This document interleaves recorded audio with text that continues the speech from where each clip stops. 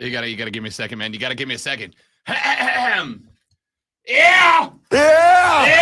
It's 6 a.m., baby. Let's make some noise. Happy Monday morning. Upstate South Carolina. Hello, America. What up, world? Great to be with you in the brand new time slot. Great to be with you on the morning drive, although based on the traffic that it's not morning drive till like 6:45, 7 a.m. because there wasn't a daggum one of y'all driving when I was on the road this morning, Lonzo, at 4:04 when I left the house. Yeah. We didn't even wow. get the first segment. Wow. Welcome to the morning drive, ladies and gentlemen. I was going to say I come in at diva time, so I was in a little bit later, and I had to deal with a bunch of traffic because it was construction. So I mean, how we doing, y'all? Everybody good? Everybody ready? 4 hours. 4 hours of greatness. Good morning. No, drop Good it, dump morning. it. Nope, don't ever want to hear it again. Nope. Good morning. Not this early. Don't want it, don't need it. All right? All the good morning clips in the world, I don't need it. Shouldn't have shown disdain for that. But yeah, you know I'm going to do the opposite. I gotta figure out. I gotta teach myself level-headed. If you're excited about something, don't show it. If you aren't, don't do. You know. How many years have we worked together? Too many at this point. If you're gonna. Oh yeah. Just off to a fantastic. I jump scared him this morning too. So we're ready to roll. Lonzo kicks the damn door open like he's got the briefcase to cash in on me. Just if Lonzo had entrance, we did get perfect. We did cash in. We're in the morning now. Here we are. Yeah, we are. Texas said had to turn my radio down in preparation for Rob Brown. Yeah, it's that was a good move. Listen, there's somebody in the upstate, somebody who got out of their car last night. They were on the way home. They were listening to Offsides on the Fan Upstate, and they turned their car off when they got home, and they had it cranked up a little bit. Then they got in their car this morning at 6 a.m. to go to work. They forgot to turn that radio down, and I'm going to get a bill for somebody's car speakers later, and that's all right. You know, Rob, we're making assumptions here. There are actually some people out there who have no idea who we are.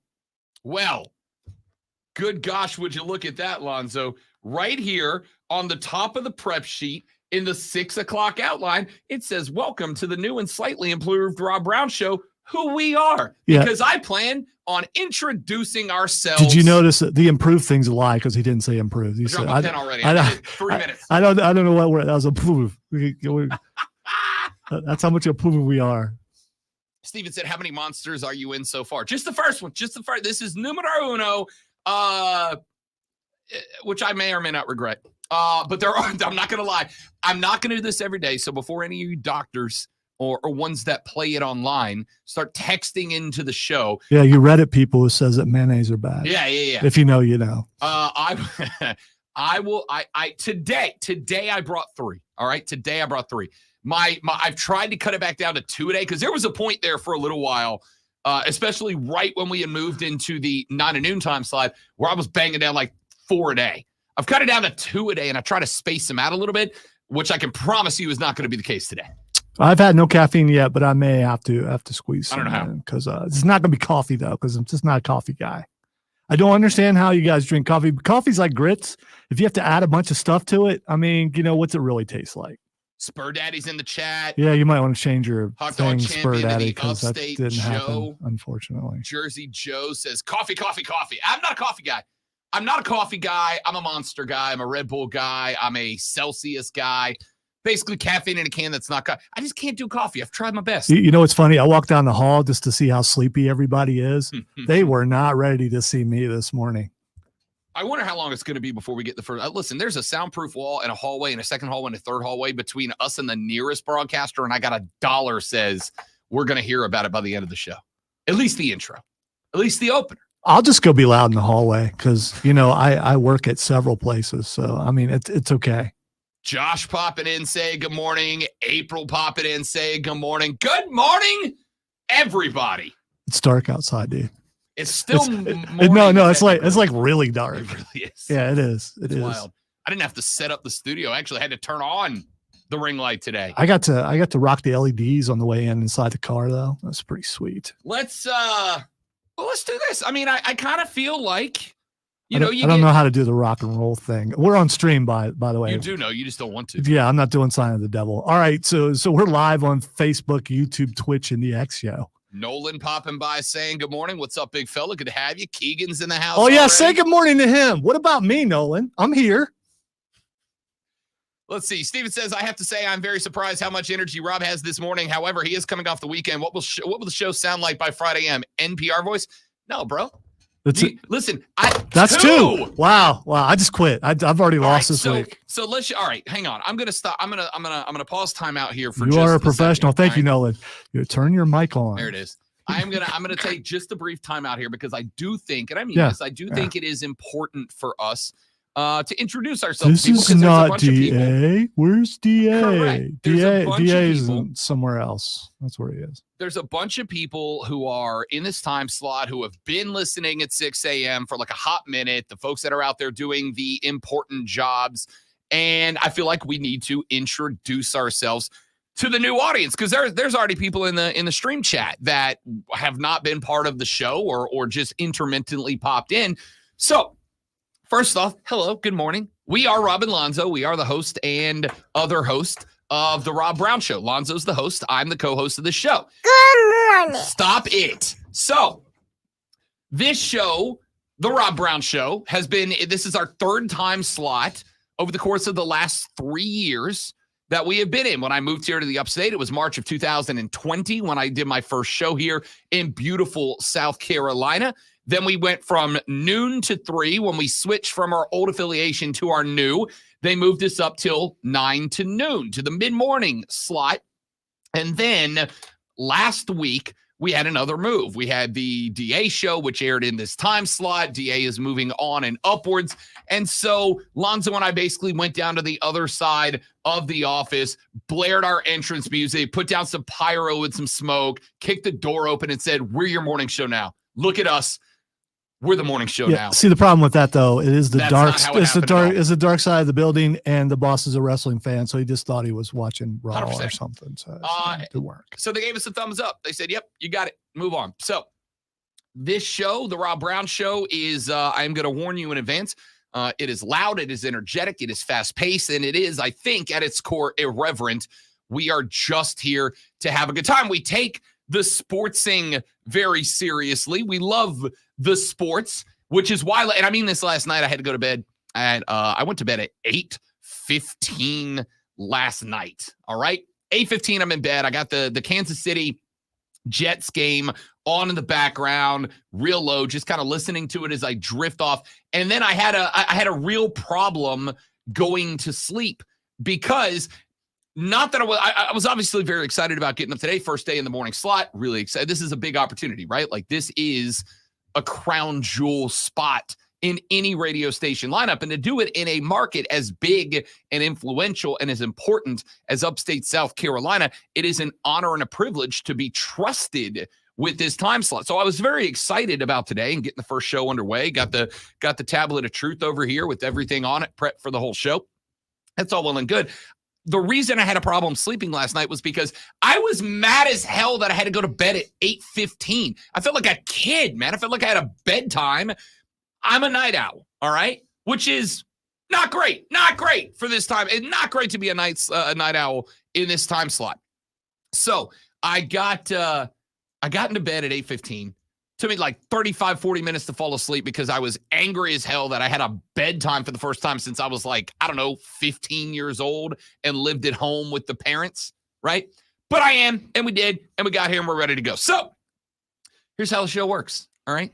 The show, first and foremost, most importantly, the show is better when you are in it. I am not one of these hosts that ignores the audience for himself. I don't want to be. The show is better when you're in it. The show is better when Kevin and Keegan and Nolan and Spur Daddy and April and Joe and everybody listening are part of it. So I am going to say almost every single segment, our phone number, which is 844-326-3663. 844-326-3663. Pop it into your cell phone now. Save it to speed dial number 1. We want your phone calls. We like your phone calls. We take your phone calls. We air your phone calls. We want them. 844-326-3663. Number 2, the madworldattractions.com phone line, text line is open for you all 4 hours, all 5 days of the week, every single week. That number is 71307, 71307.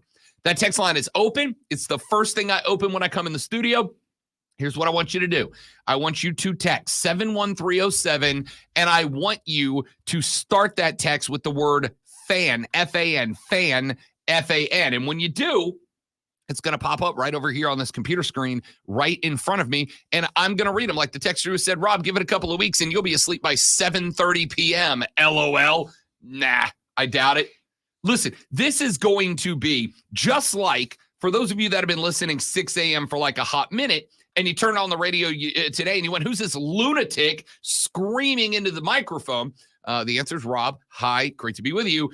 It's going to be a learning curve for all of us. I'm talking about for me waking up, for you listening. It's going to be a learning curve, and we're all going to get there. But I promise you there's going to be no point in my life, unless I'm like in a nursing home drooling on myself, that I go to bed at 7:30 p.m. It's just not going to happen. Like, I have made the requirement in bed at 8:30. Right? In bed at 8:30. That's not saying I'm going to sleep at 8:30. Dude, come on. In the bed Come at on. 8:30. That is not lasting. By the way, don't go to tapioca. That's those lumpy things are not what they tell you they I'm are. not a big tapioca guy. Well, I mean, when you're older, that's supposedly when you're in the home, that's what they feed you is tapioca.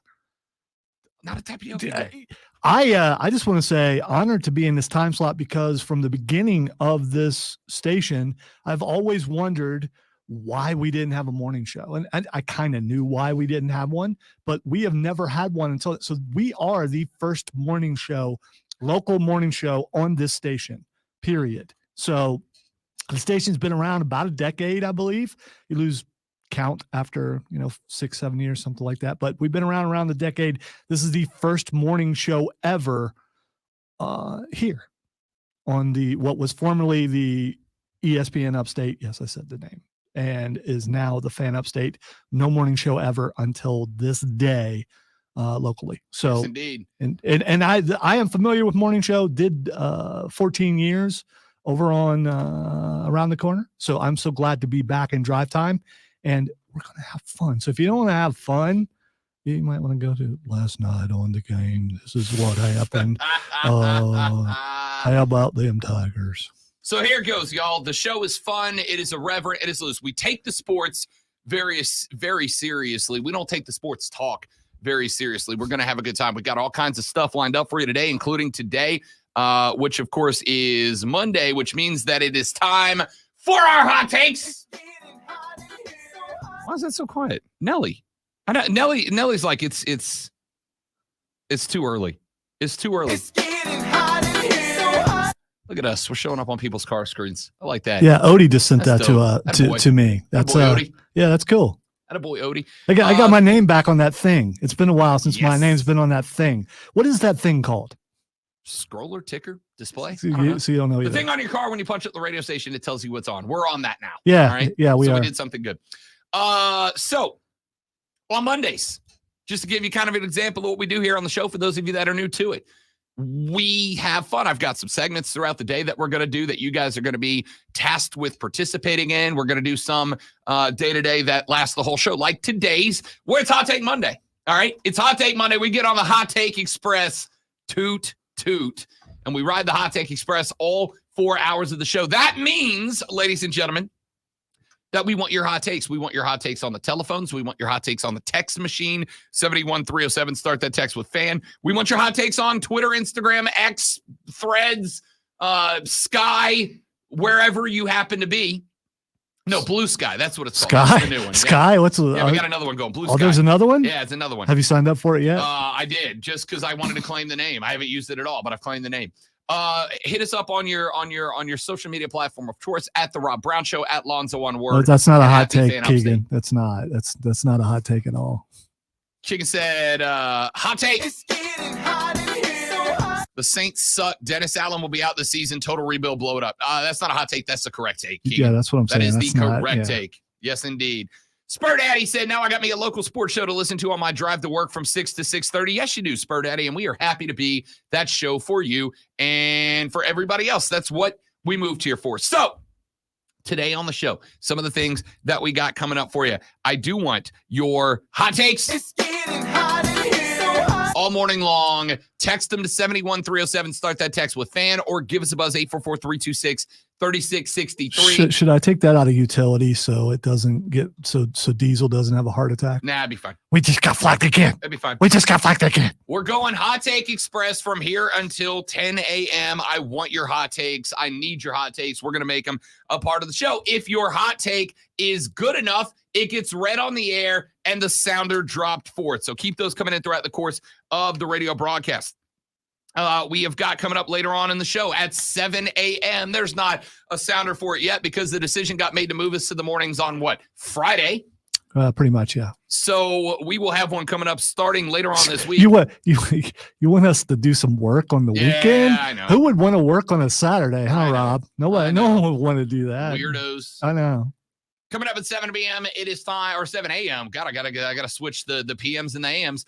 Coming up at 7 a.m. Yeah, it'll be because time. 7, up to 7 p.m. it's not live. Correct. But here it's live. So yeah. 7 a.m. is your water cooler cheat sheet. Your water cooler cheat sheet, the 3 things you have to know before you hit that first smoke break or Coke break or whatever break you take and gather around the water cooler to talk sports with your amigos at 7 a.m. We give you the 3 biggest sports stories of the day / week before. Then at, what do we got, 7:20? We got the Robbie remix. I'm going to take the AP college football top 10. I'm going to rearrange them and put them into the correct order. Then at 8 o'clock, Yates, that's not a hot take either. You guys don't know how this works, apparently. hot take, Mac Jones is not the answer for the Pats, and the Cowboys defense is really good. Yeah, no, those are both very, very correct takes. Yeah, right? so that's like the opposite of Yeah. a hot take. Hot That's take, just- hot take yeah. is something that we all like instantly react to, but then I have to think about it a little bit, right? Like that's the hot take. The Saints suck is not a hot take. Now, Spur Daddy with a hot take. It's getting hot in here. So hot. He said, my Gamecocks will not win 6 games this season. I don't think that. I think that's a bit of a hot take. I think there's 6 in them. You'll be all right by Wednesday, man. You'll be ready to go by Oh, no. Wednesday. It's and definitely panic time. yeah, definitely panic I time. don't know about that. Well, we're gonna talk It about depends that. on what your expectations were. We are going to talk about that later on in the show. At 8 o'clock, the Clock In, Lock In is a segment that I made up literally this morning. Basically, we are going to take a look at the early lines for next week's football games and see if we want to drop some coin. I'm going to tell you right now, I dropped 5 early locks in last weekend. Last Sunday morning, when the week 5 college football lines came in, I put up 5 early lines that I really liked. And then on Saturday, Lonzo, I went in my 5 early line locks 0-5. I went 0-5 Wow. on my early locks. Wow. So we're going to take a look at the clock in and lock in bets of the week coming up at Ooh, 8 can we get o'clock. like the gun sound clock in? I'm not mad about like that. Like Are we allowed to do it's that? like a Glock thing? Oh, yeah, we can do that. Okay. We'll take a look at that. Then at 8:20, ladies and gentlemen, your MLB postseason bracket is here. It is upon us. It took down to the final day of the sports calendar, but we now know who's going and who's playing where. We're going to break that down for you, who I like and who I don't like, who has the best chance to unseat the Baltimore Orioles in the AL driver's seat and the Atlanta Braves in the NL driver's seat. Then at 8:40, it's time for our Carolina report card, which we'll come up with maybe a better name than that down the line. But basically, we're going to take a look at the games of the Panthers, the Gamecocks, and the Tigers. And Lonzo and I are going to assign a letter grade performance. Oh, thought we were going to leave that behind. There's no chance we were. None at all. Yeah, right. Yeah, that's what got us this job. We are going to have a report card issued about the Carolina Panthers, the Carolina Gamecocks, and the Clemson Tigers. We'll tell you what their performances look like this weekend. Then at 9 a.m., the not-so-instant replay. We're going to take a look at all of the things that you guys have reacted to, commented on, called in about, texted in about, whatever the top 1, 2, or 3 things that you guys have reacted to in the first 3 hours. Reopen the 9 o'clock hour in the not-so-instant replay. And then the rest of that 9 o'clock hour, we're freestyling it. We're making it up as we go. All right. Wow, that's really well thought out. And I wonder, yeah, I know. I know Look at it's, all that. that's just so very organized that. for a first day in the morning. And It's almost like I give a damn. speaking of odds, what are the odds that 90% of that happens where it's, I could, 10%. it could, it absolutely could. 10%. Good morning. No. So coming up throughout the show, I want you guys to be a part of it. 844-326-3663. That's the call-in number. Jump on the air. When we come back here in just a minute, we start off the Hot Take Express. I want your hot takes, and I want them right now. Text them into 71307 on the madworldattractions.com text line. Text in your hot take right now, 71307. Start your text with FAN, F-A-N, or give us a buzz on the phone line, 844-326-3663. Somebody has got to be the first caller to the brand new and slightly improved early edition of the Rob Brown Show. No, don't do that. Ones that don't want to talk. I'm resting over here. 844-326-3663. Let's take a break. When we come back, we are going to do our best, and it's going to last one segment to actually stay on a somewhat rigid show clock moving forward. Good luck, everybody. Nope. The Rob Brown Show's on your radio. Y'all, this is the Fan Upstate. You see. All right, guys. Shockingly, we have a 6:20 a.m. live read. Don't go anywhere. We'll be right back.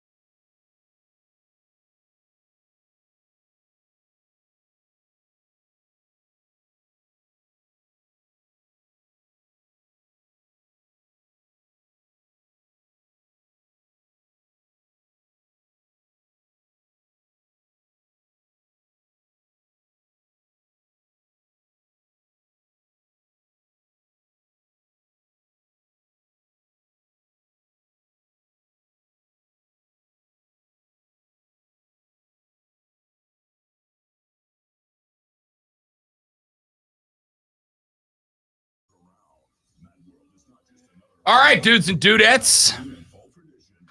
Oh, Keegan, you brilliant, brilliant man. Carolina Weeper. That is solid. That is solid. Let me go ahead and write that down on the thoughts and ideas segment. I probably shouldn't say it. I should probably just do it, but I like that. Keegan just came up with a brilliant segment idea. Carolina Weeper. Yeah, I saw that. So I also had an idea, and my idea was morning show exchange, where like once a month we like trade somebody from another morning show for one segment, Oh, bring on another host? Yeah, and one of us go over and be on their show for like one segment. I know they won't go for it, but I just think it would be kind of funny.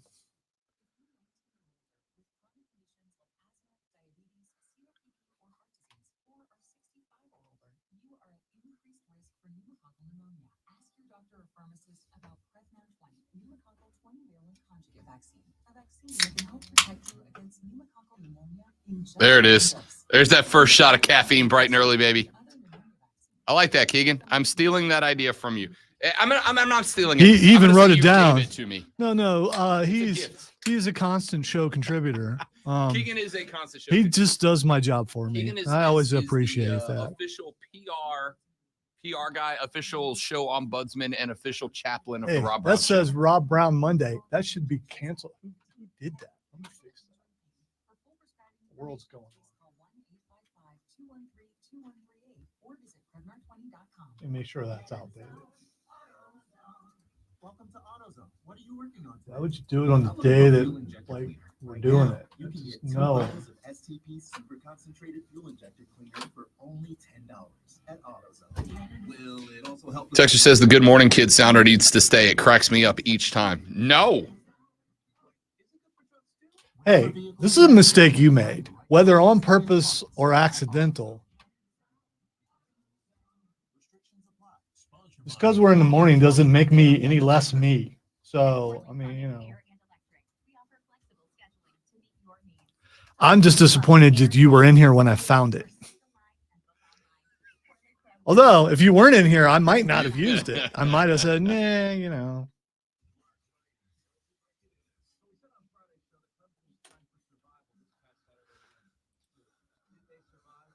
Joey says, here's my hot take. Bears will have 2 top picks in the 2024 draft. That's not a hot take. That is literally a fact. As of today, the Carolina Panthers have, or excuse me, they would have had number 2. The Chicago Bears have picks number 1 and 2, courtesy of those same Carolina Panthers. Could have had CJ, man. Could have had him. Could have had him. I done told you.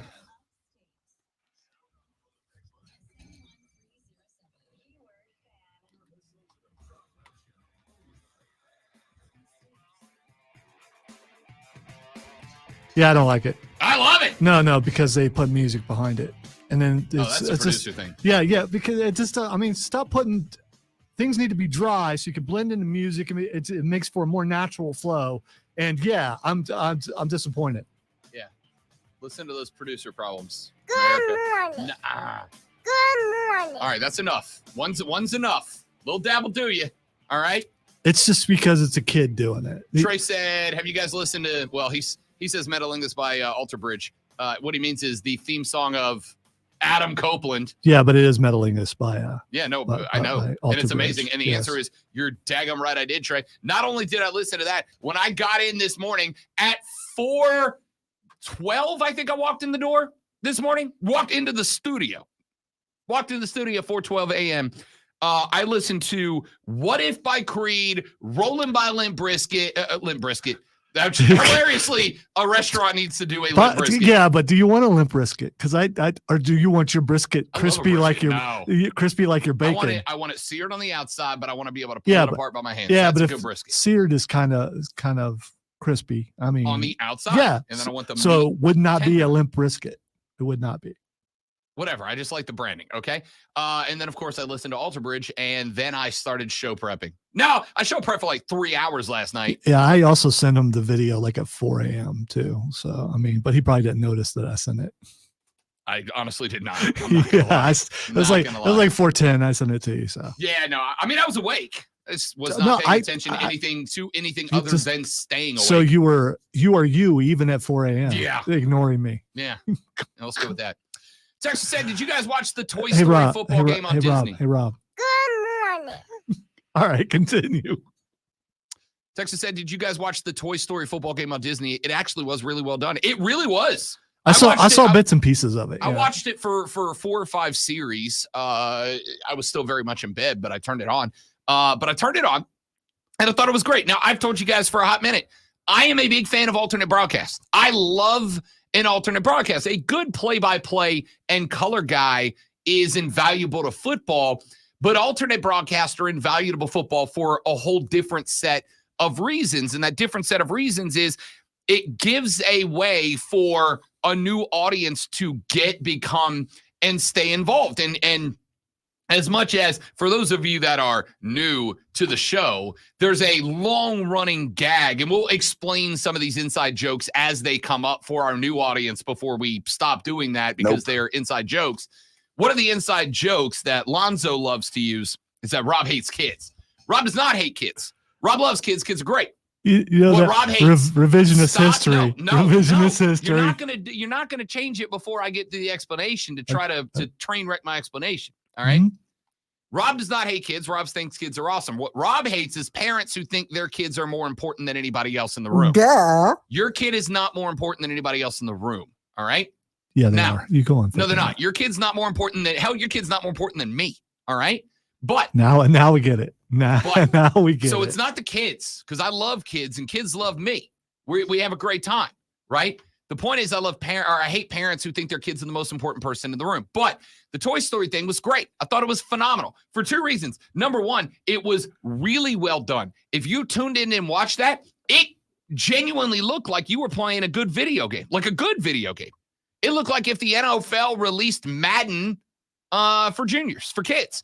It was like a really well-produced video game. I haven't read how they did it, but I'm guessing just having stuff in the helmets and the pads and things. They had sensors in both sides of the shoulder pads that were able to measure vertical movement, so left and right, forward movement, and up and down. So, for instance, they had in fact, they put one up on the internet that I thought was great. It was a Trevor Lawrence, a TL16 design pass where he rolled out to the left and then took off on a run, but it included a little stutter step in it. And the player in the Toy Story alternate broadcast actually did the stutter step and the little juke move. It was great. So they put sensors. Did he take long prodding strides that make you go, man, that guy is slow, but he's not really. He's just like covering a lot more yards than other people with each stride.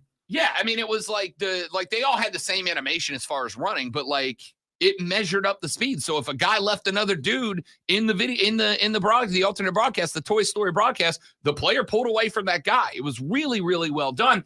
And my thought was, especially considering that game was played very early in the morning, 9:30, very early, he says, at 6:30 in the morning. If you have a kid that is kind of that age where they're not quite ready for a full 3 hour, 15-minute NFL game, but you're starting to get them into football, but they're still young enough that like they're going to pick cartoons over football. This was an excellent little happy medium.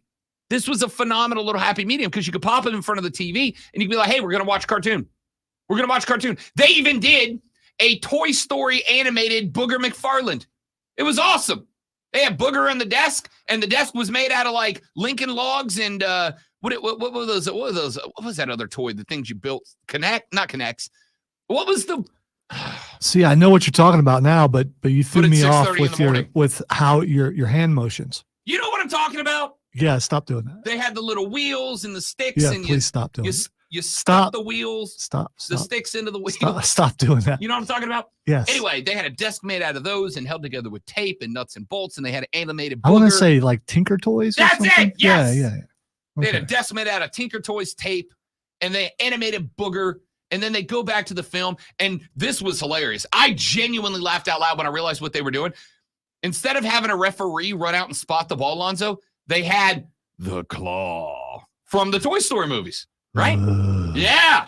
They had the claw. The claw would pick up the ball and it would swing over and it would spot the ball and go back up between plays to keep, because, you know, you can't just show a bunch of animated players standing in a huddle. Between plays, they had little skits where like they'd have Zurg chasing Buzz and Woody across the field, or they'd go over and they'd have Slinky Dog on the sideline wagging the tail and looking back at the football players. It was a cool little broadcast. And if you are trying to get your kid into football and they're not quite ready for actual full football games, this was a phenomenal little happy medium to keep everybody involved in the whole thing. And I thought it was a spectacular alternate broadcast, right? So for me, even though I won't get to watch the end of it now, the Manning Cast on Monday night is a fantastic way to keep me involved in football, because I suffer from I genuinely do have attention deficit disorder, which is both why this show is good and bad at the same time. Yeah, but see, you can't watch them and try to go to sleep because if they make you laugh and they make you Right, interested, I'm gonna get sucked in. right? So you just need to watch the regular Correct. broadcast. And But- who is it? Herb Street and Al Michaels. Let Al No, Michaels. that's finish Thursday it. Night Football. Oh, okay. I can't. Monday night, I don't even know who's in the Monday night booth anymore because I'd rather watch the Manning cast. All right. So the Manning cast broadcast, I think, is great because when I'm watching, unless it's just an excellent play-by-play crew, and there are very few of them, okay? Unless it's an excellent play-by-play crew, whenever a play is dead, I'm the dude that I'm just instantly jumping back to the phone. I'm scrolling Twitter. I'm checking out the gram. And for me, I get to blame it on, I got to do show prep, because I need to know what people are talking about it. So we get what people are talking about so that I can talk about it the next day on the show. But with the Manning cast, between plays, you got Peyton Manning breaking down plays. You got Eli giving him crap for having a big forehead. You've got guests that come on like Marshawn Lynch, who's higher than a kite in a thunderstorm. Like it's spectacular. It's great. It's an alternate broadcast, and it holds my attention for an NFL game the exact same way that I assume the Toy Story game holds the attention of kids. It's like, all right, well, that football play's over. And unless Frank Reich's your head coach, there's like 35 to 40 more seconds until the next play. If Frank Reich's there, somehow he has the next play take 3 minutes, which, yes, I am going to complain about Frank Reich later in the show. Yeah, because it was him that did it. Huh? Dude, yeah. No, for sure it was. And I'm going to prove it to you later in the show. Ooh, I can't wait for that because I believe I know who's at fault. You're going to blame Too Sweat, and I'm not going to let you. All right? Why are you sweating already? It's Too only sweat. 6:37. Is it hot in here or is it just caffeine? So the Manning cast holds my attention. The Pat McAfee college football broadcast, when they do theirs on the sideline, and they got McAfee and his gang just acting like hooligans on the sideline, like me. I just don't know why we can't have traditional broadcasts where it's done the way God intended with with football going on, and you focus on the football. I don't know why you've got to do other things when you're there to watch football. I don't That get still it. exists. That's why these are alternate broadcasts, because if you want boring old traditional play-by-play in color, So if you want to watch still there. football, then you can watch I watch football. I'm Okay. still watching, No, even if Peyton dude, and Eli are breaking it You're down. there and for the having Marshawn interviews. come You're on. there for the interviews Yes. and the interactions and all that kind of stuff. It turns But out- you're not turns out, watching Lonzo, football. Lonzo, I know ball. I don't need Yeah, we all somebody- know that you're the only one who knows know ball. ball. We know that. I don't need somebody telling me what happened on the play. I saw it. I'm aware. I want to be entertained while I'm doing that. I don't need the play-by-play guy pointing out that the Carolina Panthers on first down have run the ball 55 times this year and are averaging less than 1.7 yards per run on first down when they run the ball because they refuse to run anything except off center, off guard, which I'm going to come to here in just a minute. Anyone who's listened to this show or happens to interact with you on a daily basis understands what distractions do to you and that you go there. And so I'm trying to understand how you can focus on I'm both trying at the to tell same you. time. Okay. All right. Here's how I know. Because when I There is watch- unbelief on this side of the board. That's fine. When I watch and they run a play, as a far less talented play-by-play guy, I know what I'm watching for in the play. I know how to watch It is a play. award winning though. I mean, there's that. Second place. It's still count. yeah. Don't count. You're right, So, but you need to When I improve. watch a play, I know what I'm watching. I know I'm watching the offensive and defensive line first to see who does what. Then I know I'm watching to the next level. I'm watching the linebackers and the quarterback and the running back. And then once that develops, if it's pass play, then I'm going out to the outside. I know what I'm watching. Then Peyton's forehead comes in the screen and Are you gonna let you me forget all of You're going to that. let me try to make my point? This is a really big four. Or are you just going to keep telling me I'm wrong about me? So I know what I'm watching. You don't for. know you. I know me better than anybody. I know what I'm watching for. I know how to read the play. Now, that's not true of everybody, and I get that, all right? Which is why the main broadcast is still there. But when I'm watching, I don't need 35 seconds of the play-by-play guy going, here's how this play worked. I saw it. I want something else. And on top of that, my fiance, who will watch football with me, she gets bored by that stuff. She doesn't really care about a pulling guard and a counter tray. She doesn't really care about how they ISO'd the linebacker 1v1 on the running back and asked him to break one tackle. She doesn't really care how the crossing routes worked. She cares about, was it a good play or not? That's it. She doesn't care how the play broke down. Was it a good play or was it a bad play, and why? And so when we watch the regular broadcast and they're like, this was a bad play and here's why, this is a good play and here's why, she's like, whatever. But if I put it on the Manning cast and they're interviewing John McEnroe, a Jets fan, and they're watching John McEnroe, the Jets fan, have a full wholesale meltdown over how bad the Jets Jets are, although good game from the Jets last night, I assume. I didn't watch it. She is now more involved. She's more plugged in to the game itself. And now she and I get to have a better time watching the game than if we're watching it with Tessitore going, well, they pulled 67 around the outside. He's going to kick out the defensive end. And that creates a situation where the linebacker climbs up to the second level and that eliminates. She doesn't care about that. Nope.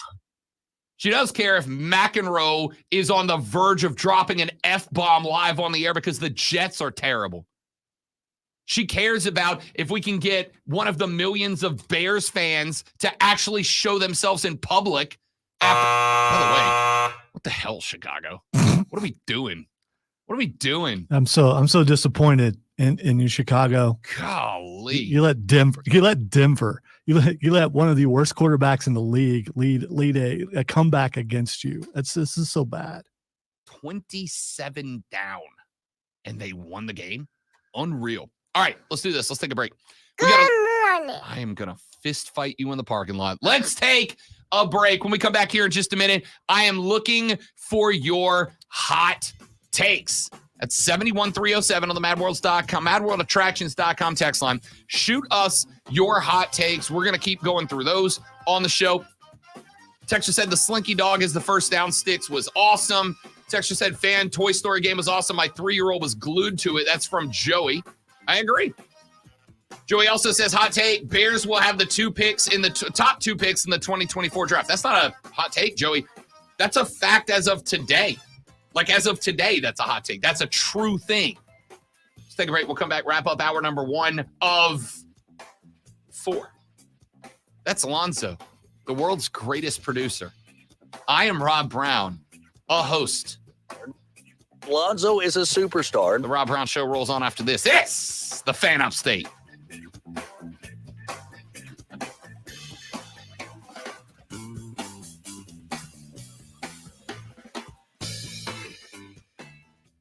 Excellent take, Keegan. The boss is listening, by the way. Wonderful. We should probably keep doing a world-class radio show. Yeah. Okay. As I get older, it's harder to make time to watch games with friends in person because of the responsibility. So I enjoy the alternate broadcast because it feels like you're watching with the boys. That's a great take. That's a great take. I can't go watch Monday Night Football with the boys anymore. That part of my life is over as of literally today. But if I pop on and watch the Mannings, two brothers who just make jokes about how ugly each other are, I feel like I'm watching with my boys, and I think that's great.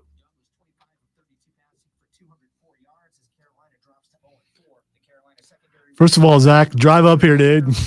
Come on. Second of all, you're absolutely right because you're not the first one to you're a little more intricate. It is not. The thermostat was cranked all the way to high. Well, it was cranked. Okay. All right. My temperature gauges were feeling fine, but now you got to change it, don't you? I don't know how. I am sweating right now. It is hot in this room. Because first of all, you got the heat lamp on your face. Second of all, it's an LED. Yeah, sure there isn't. Okay, I understand how LED works. All right, not entirely, but I do get there's no heat. Don't do that. Oh, that's kind of cool though. Although you look like Frank Zappa. I don't know if that's what you were going for. It wasn't until you said it. Now it is. No, we don't want to talk about Rob's biscuit breakdown. Oh, I didn't see the breakdown part first. Yeah, you know how long it's been since I had a bagel bite? I used to crush By the bagel way, I think it was a week ago. I saw bagel bites. And you know what? I got some because I wanted to see how they worked in the air fryer. I haven't figured out the right thing in the air fryer where you get the the chewiness of the bagel, but you still get the toppings Are you just right. Yeah. You got to do I that. feel like The it's, regular pizza setting is not working because you can't cook them that long. Yeah, no, it's I think the key is lower temperature, more time. Don't blast it with heat. At the same time, you don't want to ruin your bagel bites because then you don't get bagel bites. When Rob was team single guy, I used to buy, before I was a Costco member, I used to buy the bags of like 120 pizza rolls. And if I went to get a pizza roll and I like over or undercooked them, I would just throw those pizza rolls away and make more. Starting to get cold in here already. That's a hot take, Zach. That's a hot take. Zach on Zach. Zach gets the first true hot take of the day. My mother just texted and said, "Your mic is too low. Never thought I'd say that." Yeah, it's a stream. I'll work on it.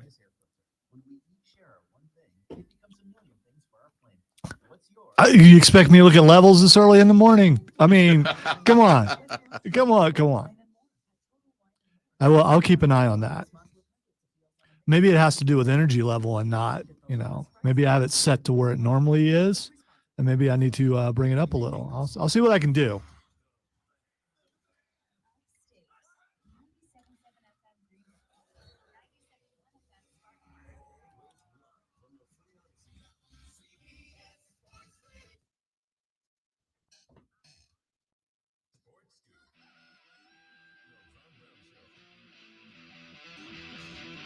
All right, I now get why the boss was texting me, because I was complaining about music behind the thing, and he hit me with a whang.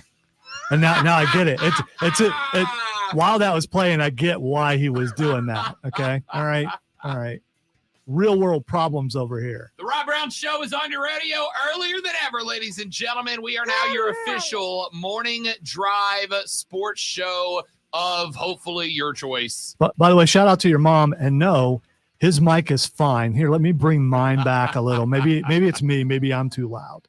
Texas says, have to be honest, was looking forward to hearing the nationally syndicated morning show this AM. You have 1 week. Bring your A game. I believe you can. We also believe we can. No. Hey, Texter, move along. No, move along. See, you pander too much. You pander way too much. Lonzo, I don't know if you know this about this job. We want people to listen. We don't not want people to listen. So yes, Texter, 1 week. If you're not happy and impressed by Friday, I will tell you how to find another station. But you hang out till Friday, and I guarantee you'll enjoy the show. Guarantee. For a Rob Brown guarantee. I ain't kissing your butt because I don't believe you, and I know how the text line works. And people say, "Well, I'm never coming back," and then we see your number the next day. Why do you have to be so hostile at 6:48 in the morning? I'm not hostile. My you know man what? literally I'm just real, said, yo. I'm real. And how you know it's a man? No. How you know it's a man? This individual. You're there we go. This individual just said, I am going to give you guys a week. And the first thing you did is flip him the double bird and tell him no? Come on, Zoe. This guy just said, I'm going to give y'all a week to win me over. You're getting a week? Let's go. Here is an actual hot take. I think it's our first one of the day. Zach pops in with a hot take. It's getting hot in here. Said Zach Wilson is showing signs he might be able to turn it around and be a solid quarterback. They trusted him more last night and opened up the playbook some, and it's the best he looked all year. Yeah. 28 of 39, 245, 2 touchdowns, no interceptions, took 2 sacks against a Kansas City defense that has been generating them all week long. The only issue they had last night, the New York Jets, in the highlights I've watched so far, because I was in bed before the end of the first damn quarter, was the fact that the Jets had a hard time really getting the run going. They had a good night out of Breece Hall at 6 carries for 56, 5 for 16 for Dalvin Cook. Zach had 2 for 14, and that was pretty much it. They ended up with 108 yards and no touchdowns on the ground. If Zach Wilson has a run game and support last night, he has an even better night than he did, and I think he had a pretty good night. This is a fact. Come on. What are you coming on? Tell me why he's wrong. All right, here's why he's wrong.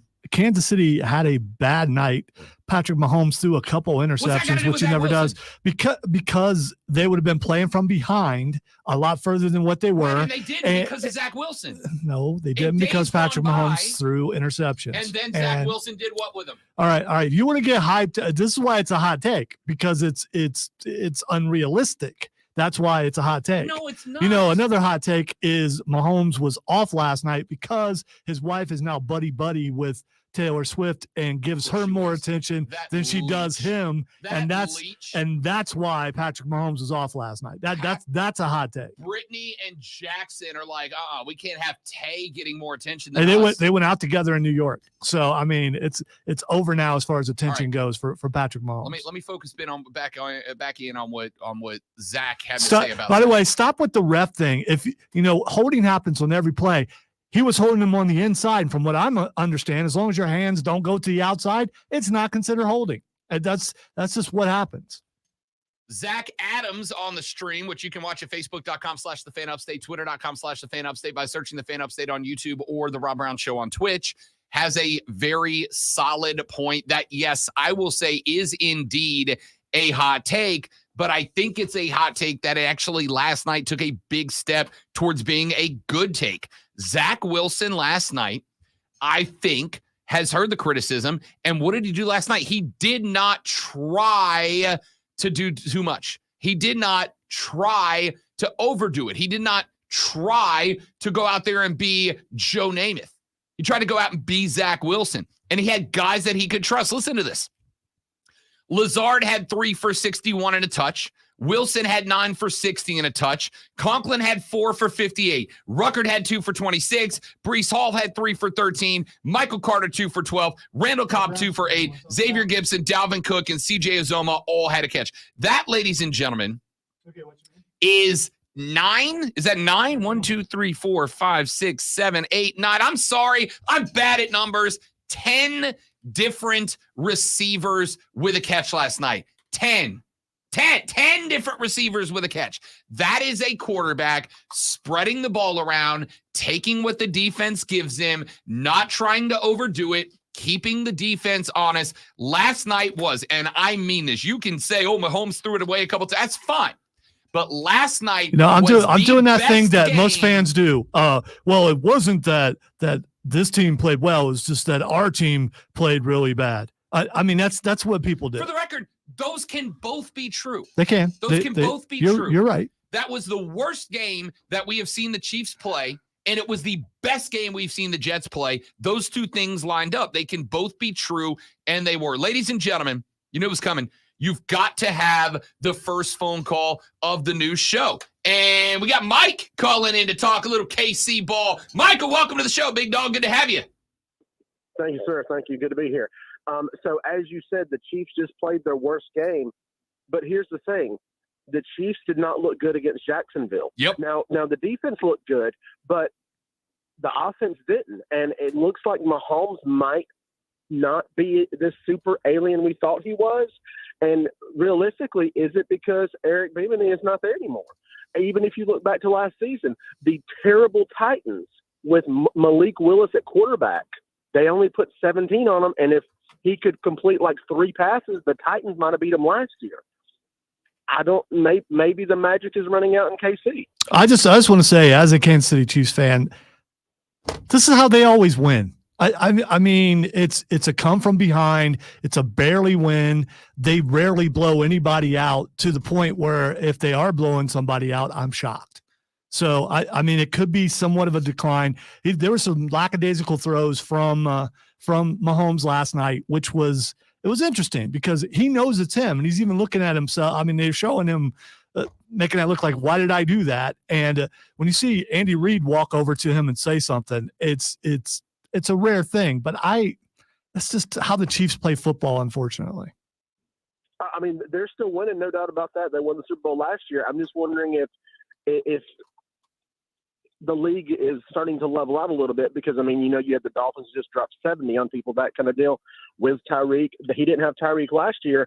That was fine. He was able to get through it. But with Bimini not being there, was he able to be the gap with not having an elite wide receiver because they do not have an elite wide receiver. Yeah, no, I think that's a big part of it. And I appreciate the phone call, Mike. Great to have you. Thank you for being caller number 1 to the Morning Drive edition of the Rob Brown Show. The what? Shut up, Lonzo. What was it?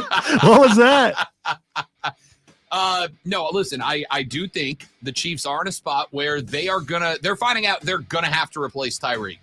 Having that verticality was a massive part of the success of the Kansas City Chiefs. And while they still have playmakers, they don't have a Tyreek. Here's the problem. There's only one team that does have a Tyreek.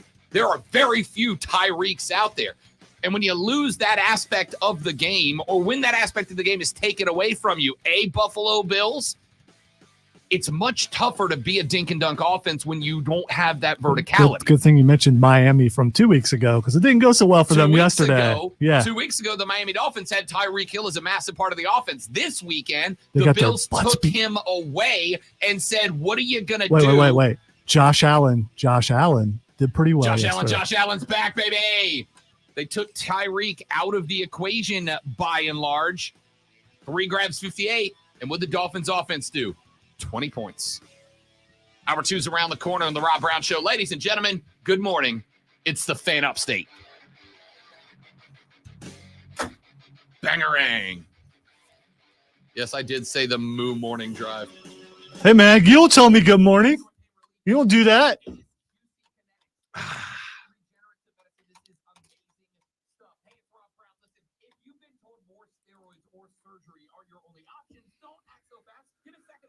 I do believe, Zach, I believe that the Taylor Swift thing is going to have a derogatory effect on Kansas City. And I think it started to look that way a little bit last night. Oh, you know what? I think you've already said it. I think your conspiracy theory deserves the conspiracy sounder. Okay. Because I was thinking about it after you said it. And knowing Brittany Mahomes, I would not be shocked if Patrick is losing sleep because Brittany is not the celebrity wag of the Chiefs anymore. And she's driving Patrick up a wall. Like, I need you to do something to get me more views. And Patrick's just tired. I like that theory, Lonzo. There's more to it, though, but I'll wait to elaborate. Hang on. Deep theories, they have levels and layers. They do.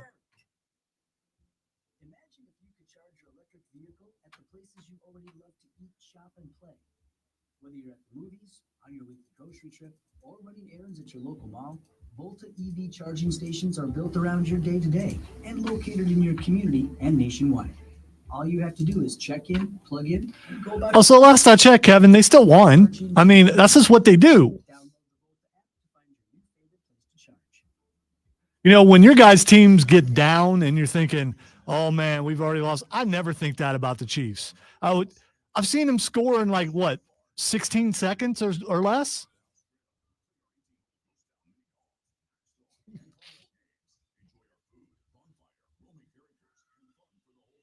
Good morning, Luke. There's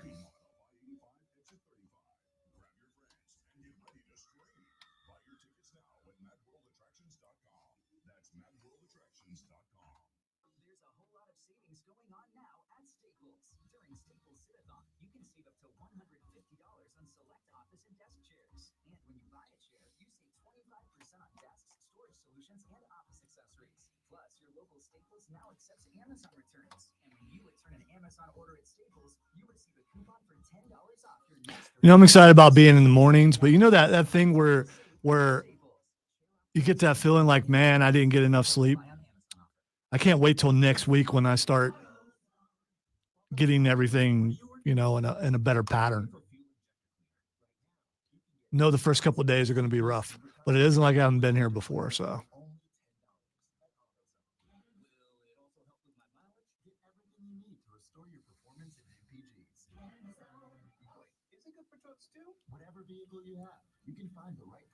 I agree with you, Kevin. That was the biggest victory yesterday. The Bills beating the Dolphins after all the hype that the Dolphins were getting.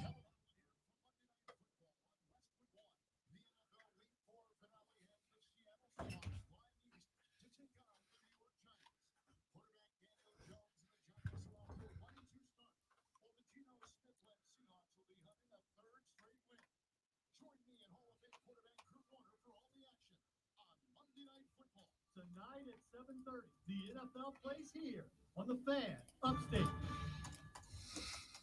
WORD Spartanburg. WFBC HD Drink Oil, the official sports voice of you, the Upstate Fan. CBS Sports Radio. Live from the Philadelphia. And check this out. You're an official Brown Lockdown. Jacob, great to have you, buddy. Also, Zach, that's not true. I told Lonzo I went 0-13. I went 1-13 because I did take Buffalo to cover the -2.5. Man, lie to already. God.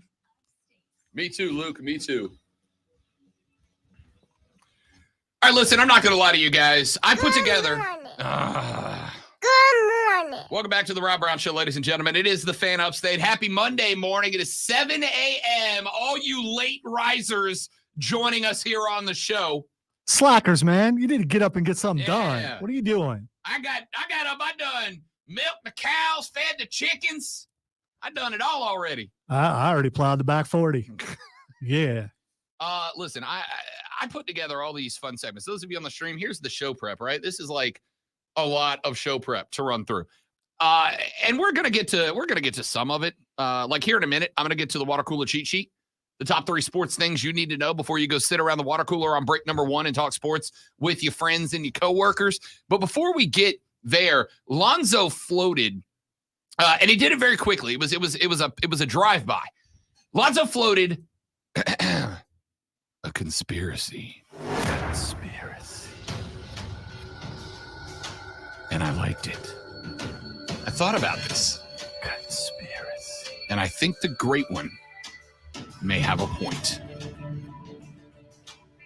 If you've not been paying attention, you'll know that Taylor Swift has taken over the National Football League. You may know that Taylor Swift. You're a little off, man. You got to pace it. It's been a minute. Yeah, We hadn't done this it in a has while. been. Yeah. You may know that Taylor Swift has taken the NFL by storm. You may know that Taylor Swift is the topic du jour of the league. Taylor Swift has entered a relationship with Kansas City Chiefs tight end Travis Kelce. Taylor Swift has gone to not 1 but 2 consecutive National Football League games in the past 2 weeks. Last night, before the game, Taylor Swift was seen in the luxury box. And who was standing next to her? Social media megastar in her own mind and the wife of Patrick Mahomes, Brittany Mahomes. Brittany Mahomes is known for her massive social media following, where she has been known to conduct outlandish stunts at games in order to gain more attention online. Could Brittany Mahomes be impacted by Taylor Swift taking the limelight? Could Brittany Mahomes be having an impact on Patrick? I think the answer is yes. All right, jokes aside. Wait. I got something else. Oh, you want to add more? I got something else. Ladies and gentlemen, get the tinfoil caps. Let's go. Taylor Swift. No, deeper, Well known. Deeper. I got some that Oh, okay. Taylor Swift. There it No, it's just a well-known Philadelphia Eagles fan finds a way to infiltrate the Kansas City Chiefs to avenge the Super Bowl loss. I like this. Taylor Swift Yeah, is from my Philly. my conspiracy voice is it's just my normal voice. I can't. I mean, you know. Hey, yeah.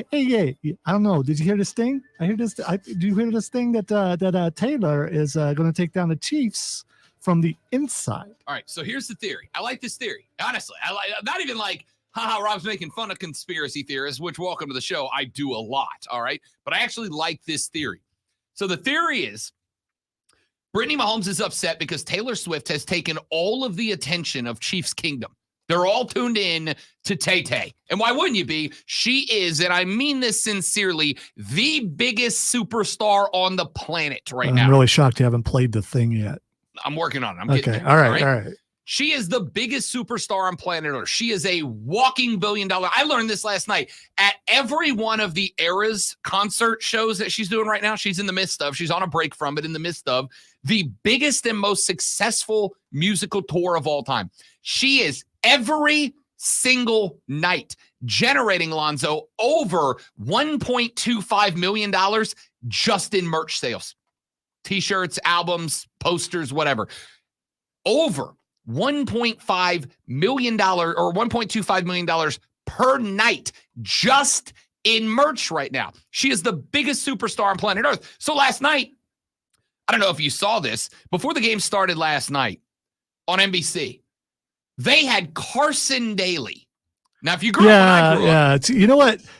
I'm one to talk here, but Carson Daly's fat, man. What happened? It's just, we sturdy up in here, but so if Carson Daly was in this room, he would belong here. Yeah, that's all I'm saying. So they had Carson Daly, who, if you're Rob's age, Carson Daly for about a decade was the face of pop culture on television. TRL, Total Request Live. I want to give a shout out to my boy. He was the voice of pop culture. So last night before the game, they brought in Carson Daly and the judges from The Voice, I think. It was The Voice, yes. They brought in Carson Daly to explain football to the Swifties in their language. That was all right. 3 out the gate. Wow. It's just you know what? We may have to discontinue this game because I may have lost for eternity. Inside joke for those of you that are new to the show. Lonzo and I have a game going where we keep track of how many times each of us start talking without turning our microphones on, because it is a mistake we both make a lot.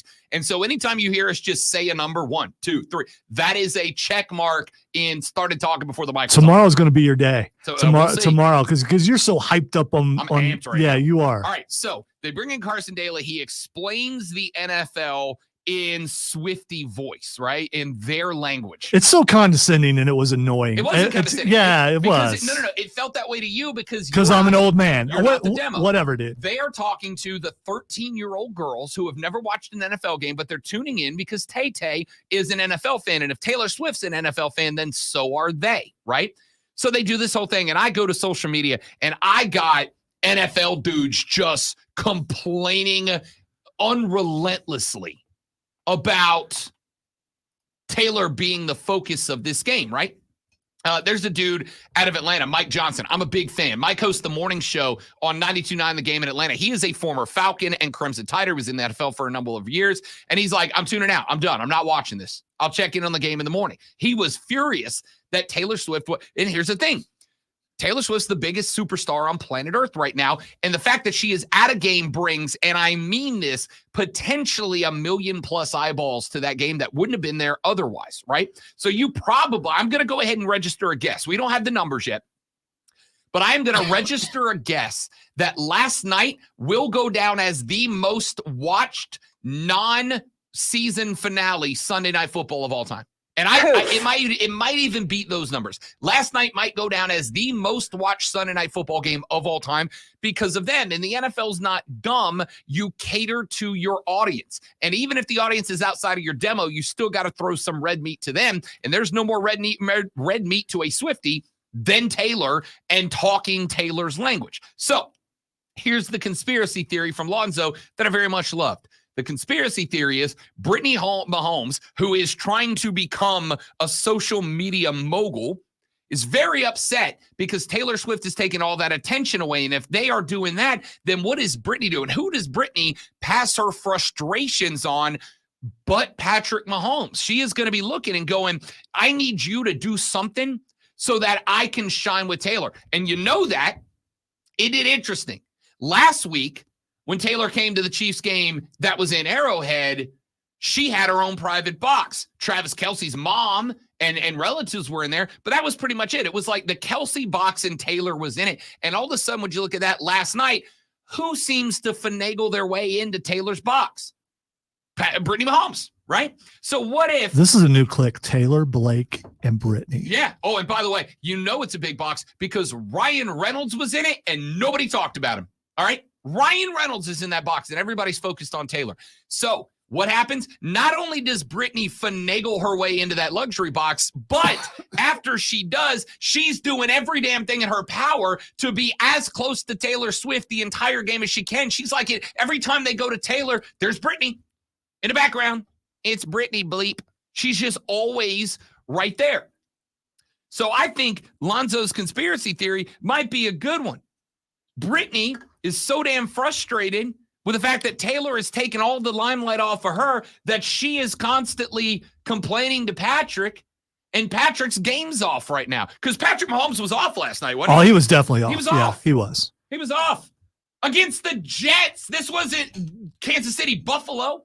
This wasn't Kansas City, San Francisco. All right, and in all fairness, the Jets have a really good defense. Coming into this season, it looked like, they were going to continue and get better than what they did last year. They just didn't have a quarterback last year. And so don't act like it was a horrible defense that he was going up against. No, it was a fine defense. But he had guys open. He wasn't even forcing the ball. He was just kind of doing a loft thing. Like I don't know. It was very lackadaisical. This is a good Jets defense. I'm not taking that away. They held Buffalo to 16, the Cowboys to 30, the Patriots to 15. It's a good defense, but I'm not ready. We're 4 weeks in. I'm not ready to say it's the greatest Jets defense of all time. It's very good, but we didn't expect a struggle 23 out of Patrick Mahomes. So I like this conspiracy theory that it's her. Hi, Brittany's the problem. It's her because she's mad. Tay-Tay took all the limelight and she's got Patrick in a tizzy. Like,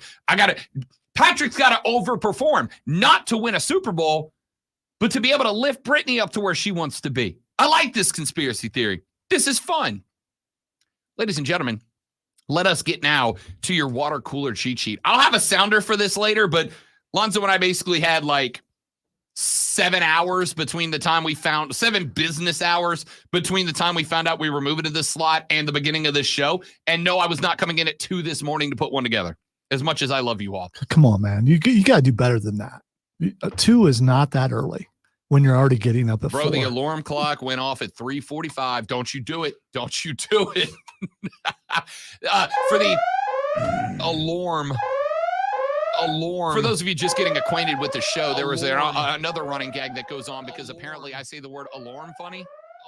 Apparently that's the alarm. It's alarm. The alarm. No. That's Minnesota or Alaska. We're in South Carolina. Apparently I say alarm funny. So we have the alarm.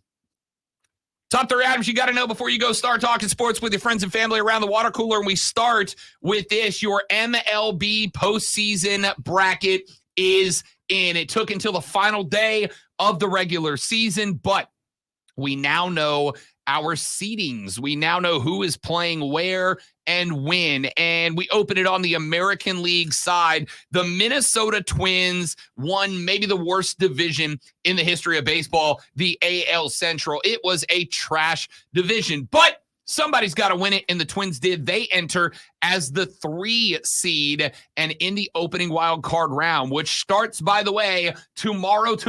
I love you tomorrow. In the opening scene, they will take on the 6th seed Toronto Blue Jays. The Blue Jays came down to the wire, but they were able to clinch that last wild card spot and give the American League East 3 teams in the AL side because they outpaced the Seattle Mariners for that final spot. In the other AL wildcard round, the Texas Rangers were in charge of the AL West for a good chunk of the back end of the season, but at the very dying breath, the Houston Astros. I said breaths. No, you didn't. Yes, I did.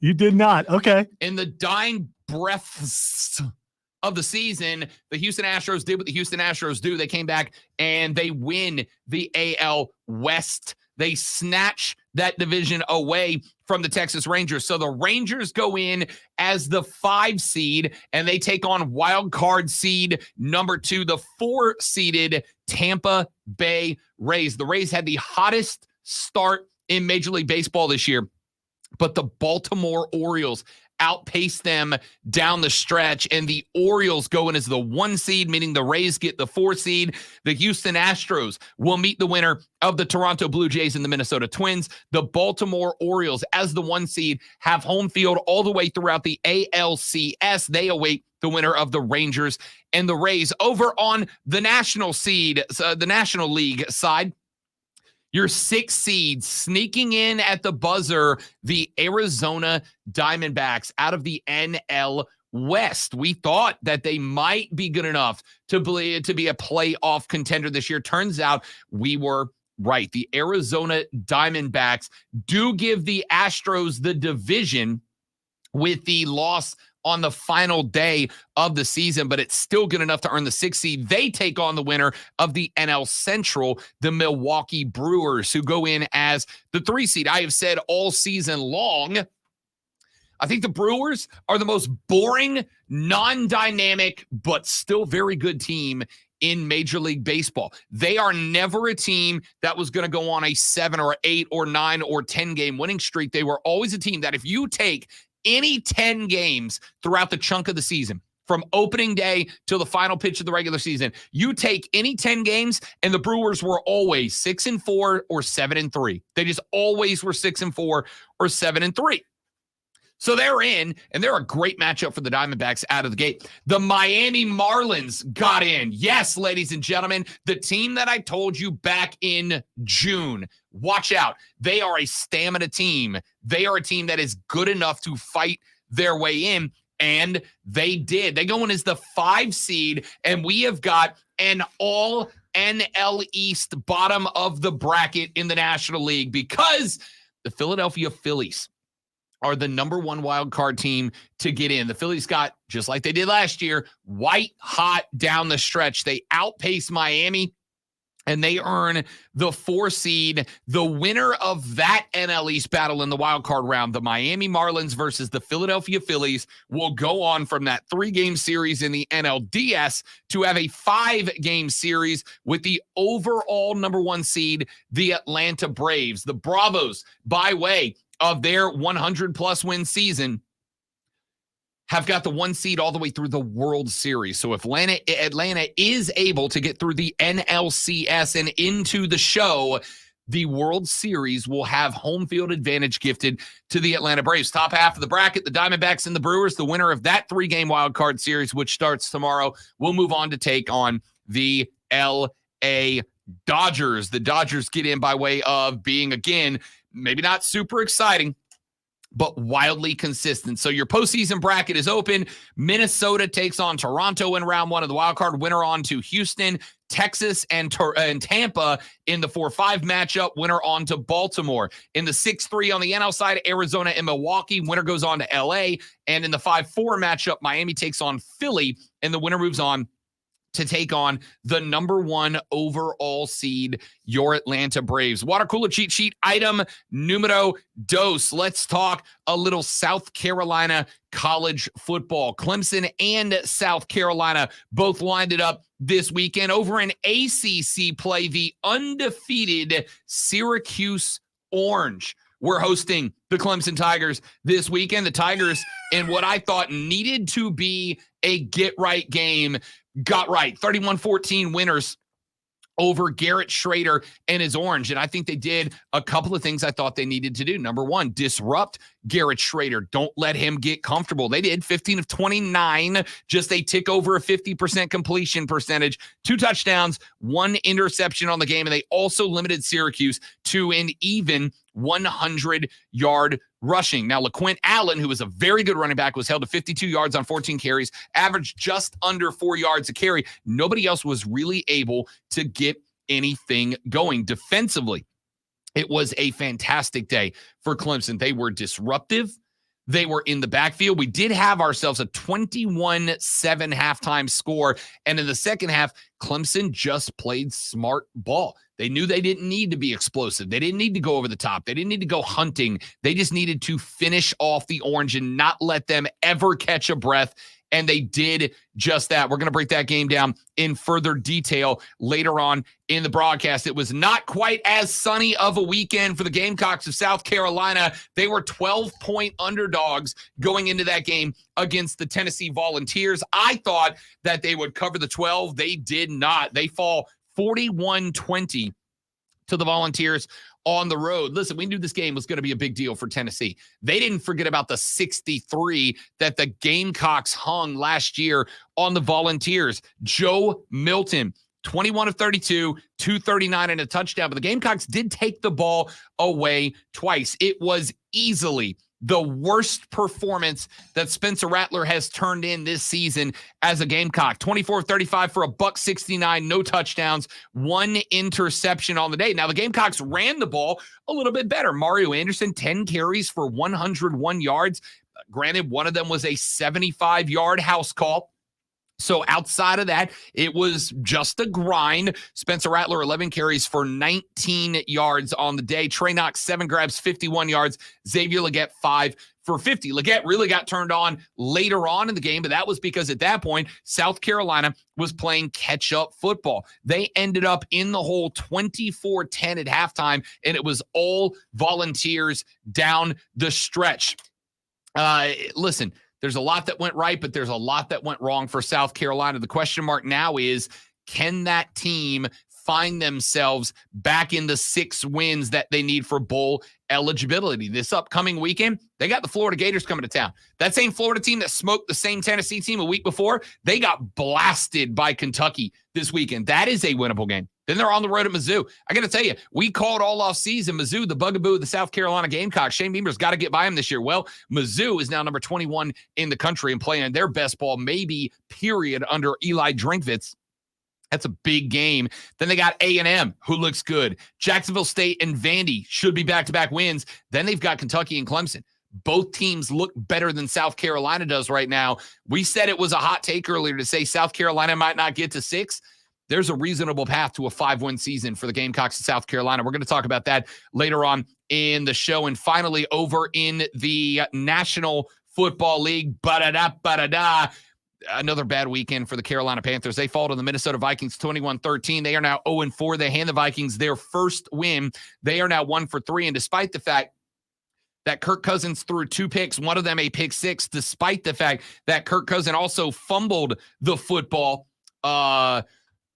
Carolina couldn't get it done. Down the stretch, had opportunities and just fell flat. We're going to talk about that in extent later on in the show. And finally, ladies and gentlemen, item number 3 on your water cooler cheat sheet. That was close. On the water cooler cheat sheet, item number 3, Team Europe knocks off Team USA in the Ryder Cup. It was not great. The Americans gave a bit of a rally attempt late in the final day. The Europeans did end up getting just 1.5 point over what they needed. They needed 14.5 points. They got to 15. The Americans made an absolute push on the last day, but they got swept on the opening 4 ball back on Friday morning. They got swept.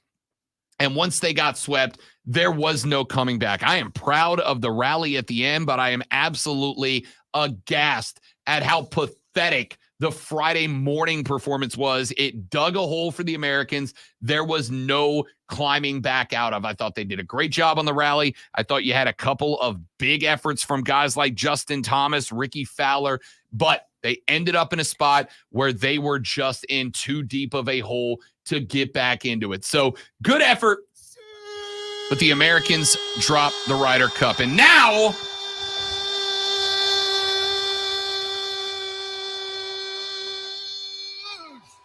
we take a break because Lonzo has to tinkle. The Rob Brown Show's on your radio. Happy Monday morning, ladies and gentlemen. The sun rises over the upstate of South Carolina. We're back after this on the Rob Brown Show. It's Rob, it's Lonzo, it's you. It's the morning time on the Fan Upstate.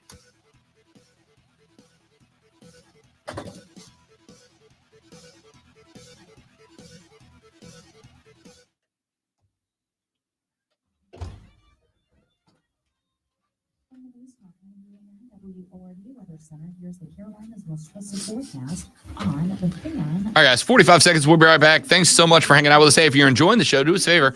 Share it around on your social, man. Put it up on your Twitter, your Facebook, or wherever. The more people that are in and involved, the better everything is. Be right back.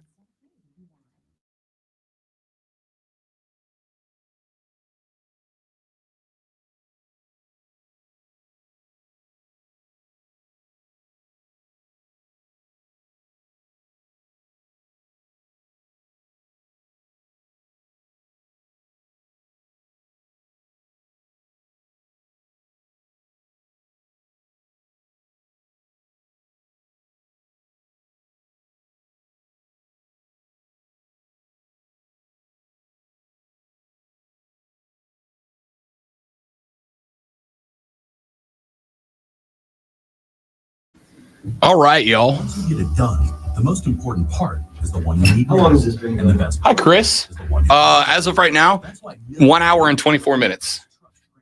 Thanks, buddy. Appreciate that. Thanks very much. Good for. It's the multiple monsters that I've cracked so far. Because otherwise, I'd just be snoring into the mic. The 3:45 a.m. buzzer, not a fan. Yeah. Not a fan. But here we are. Just remember, you asked for this. I did. I didn't ask. I flat out demanded it.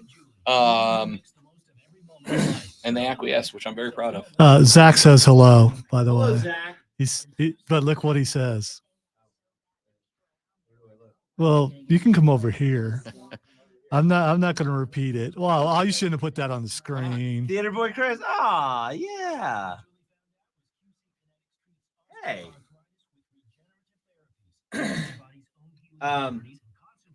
By the way, hey Rob, how do you say that thing that's in rivers and oceans and comes out of your eyes? How do you say that word? Water? Okay. What was the word again? Water? People wanted to know how you said the I said word. water? Okay, so he pronounces Am I that saying that correctly. wrong too? No, you pronounced that correctly. Water? Water? No, some people say water. Water, Yeah, water. yeah. The only R is on the end, kids. I can see it. I say alarm I clock. was going to say alarm on the other hand. And Lonzo has made an alarm. Whenever I say alarm, he Have you gets heard an my alarm? Alarm.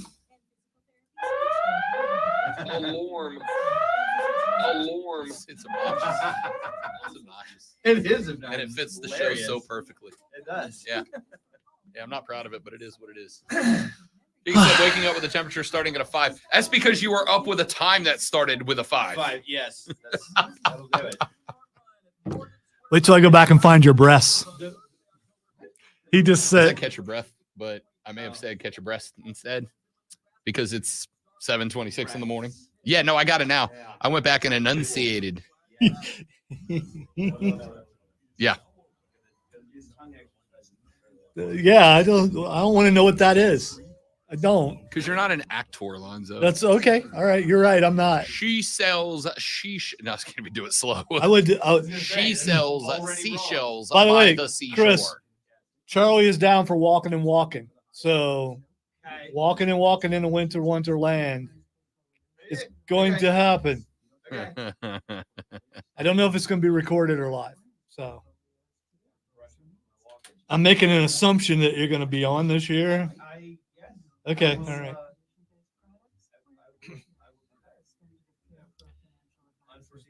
I kind of hope it's live.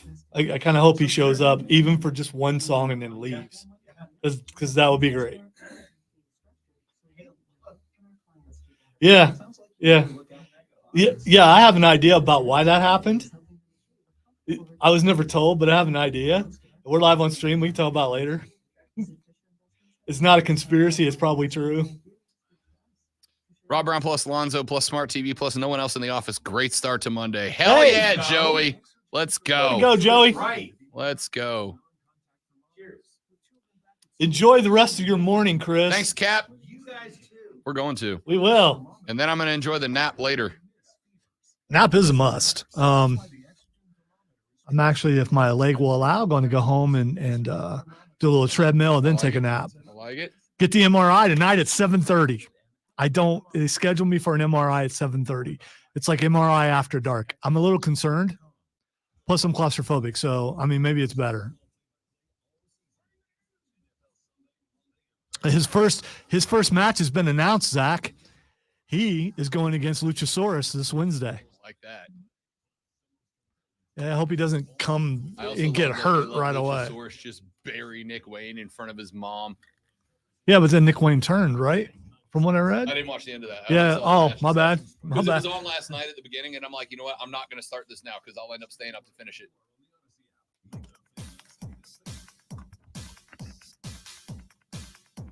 The Rob Brown Show's on the radio. It is the Fan Upstate. Happy Monday morning, ladies and gentlemen. For those of you that are tuning in and wondering what the hell's going on, the answer is Rob and Lonzo are your new morning drive show. This morning, You know that feeling? A lot of us have that feeling sometimes, like when I don't have my headphones off. So I mean, I'm just saying. this morning and every morning from 6 until 10 a.m. right here on the Fan Upstate. Great to have you. Let's have some fun. Texture says, Rob, South Carolina has a bye week this week and hosts Florida the 14th. That is correct. I misread the schedule because I'm an idiot and it's early and I'm not used to this, but you are correct. And the bye week could not have come at a better time for the Gamecocks of South Carolina because that did not go their way, unfortunately. We may have to institute a limit on the caffeine drinks. What's that? I want as long you. as I make it at 10 a.m., it's the perfect Yeah, amount. I want you later on after the show go back and listen to the water cooler about how fast that was. I think Well, it's because I started it late because we had to get the Taylor I conspiracy. think in. he breathed like twice during the entire thing. Ordinarily, we will start that right out the gate at Okay, 7 all o'clock. right. But That has nothing to do with how fast you were talking. you brought the Tay-Tay v. Britney conspiracy theory to light, and that obviously took precedence over everything else. Texter said Zoe needs to go back to bed. He woke up on the wrong side. Ha ha. What? Texter said, I like Taylor Swift. I love the NFL, but my God, stop talking about her. This is not sports. The bet now is how many times TV will cut to her. Take the over. Take the over. Take the over. Take the over. All right? Take the over because She's not going to be there anymore. I guess her tour goes back on, so she's probably done.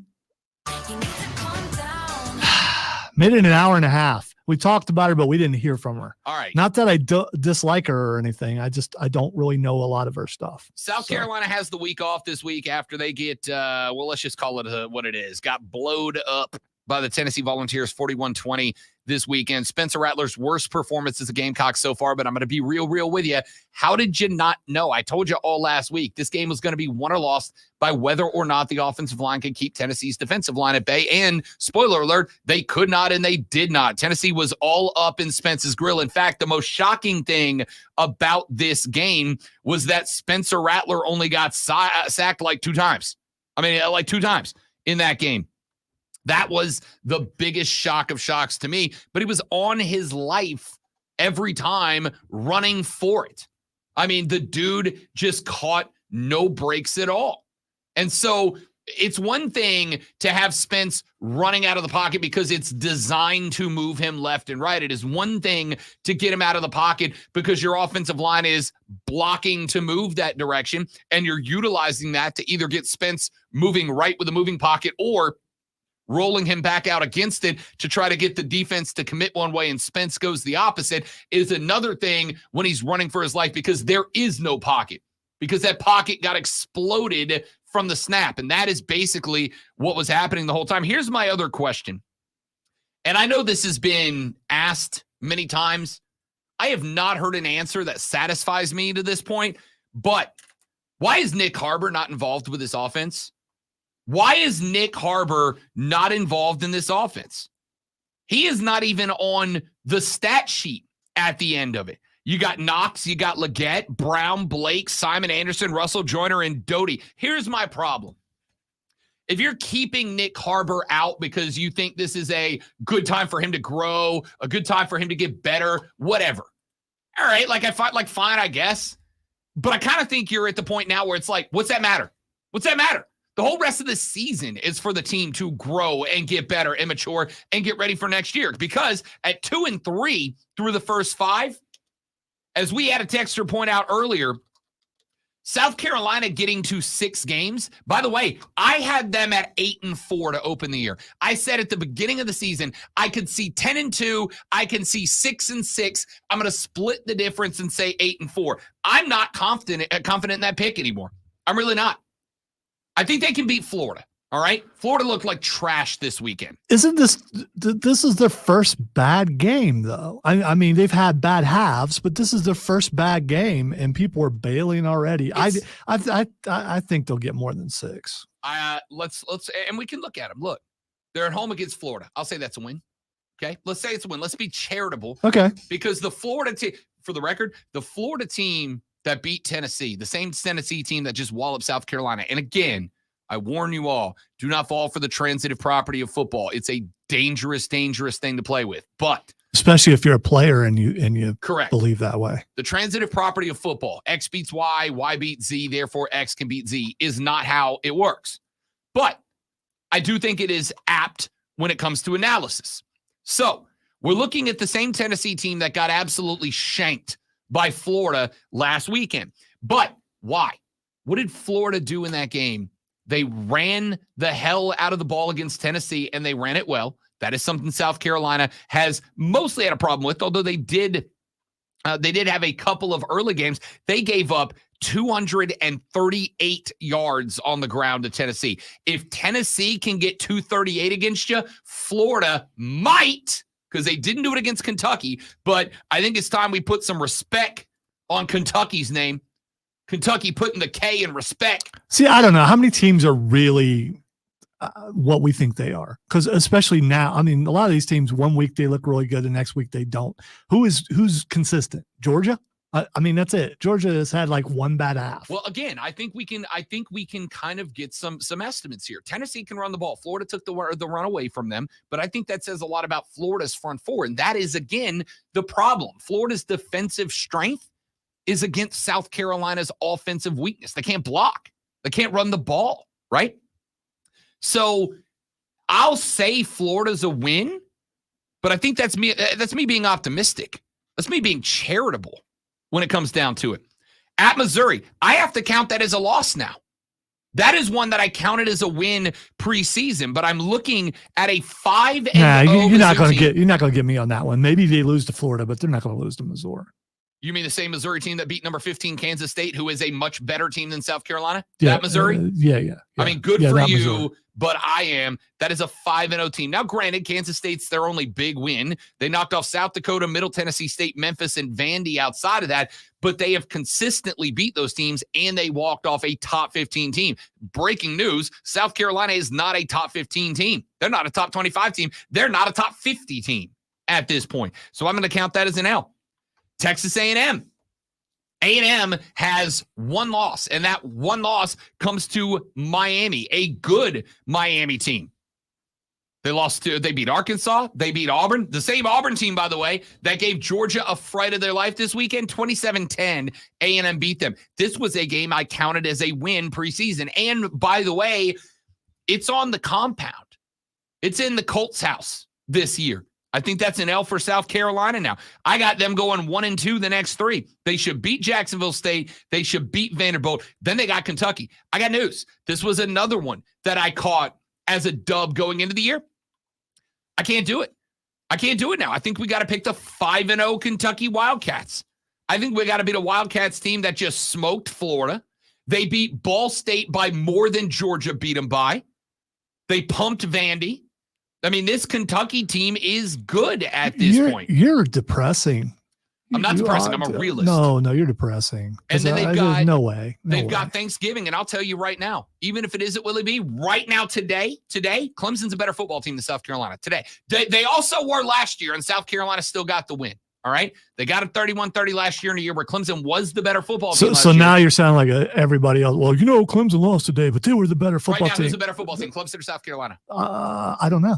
I do. Clemson's a better football team today. And see, that's the thing. I don't know because neither team has been very consistent. I don't know, but because if you look at the half against Georgia, I would say South Carolina is a better team. You look at some of what Clemson did Saturday, I would say Clemson's a better team. I don't know who's going to show up. So I cannot go, this has more 5 stars than this has more 2 stars.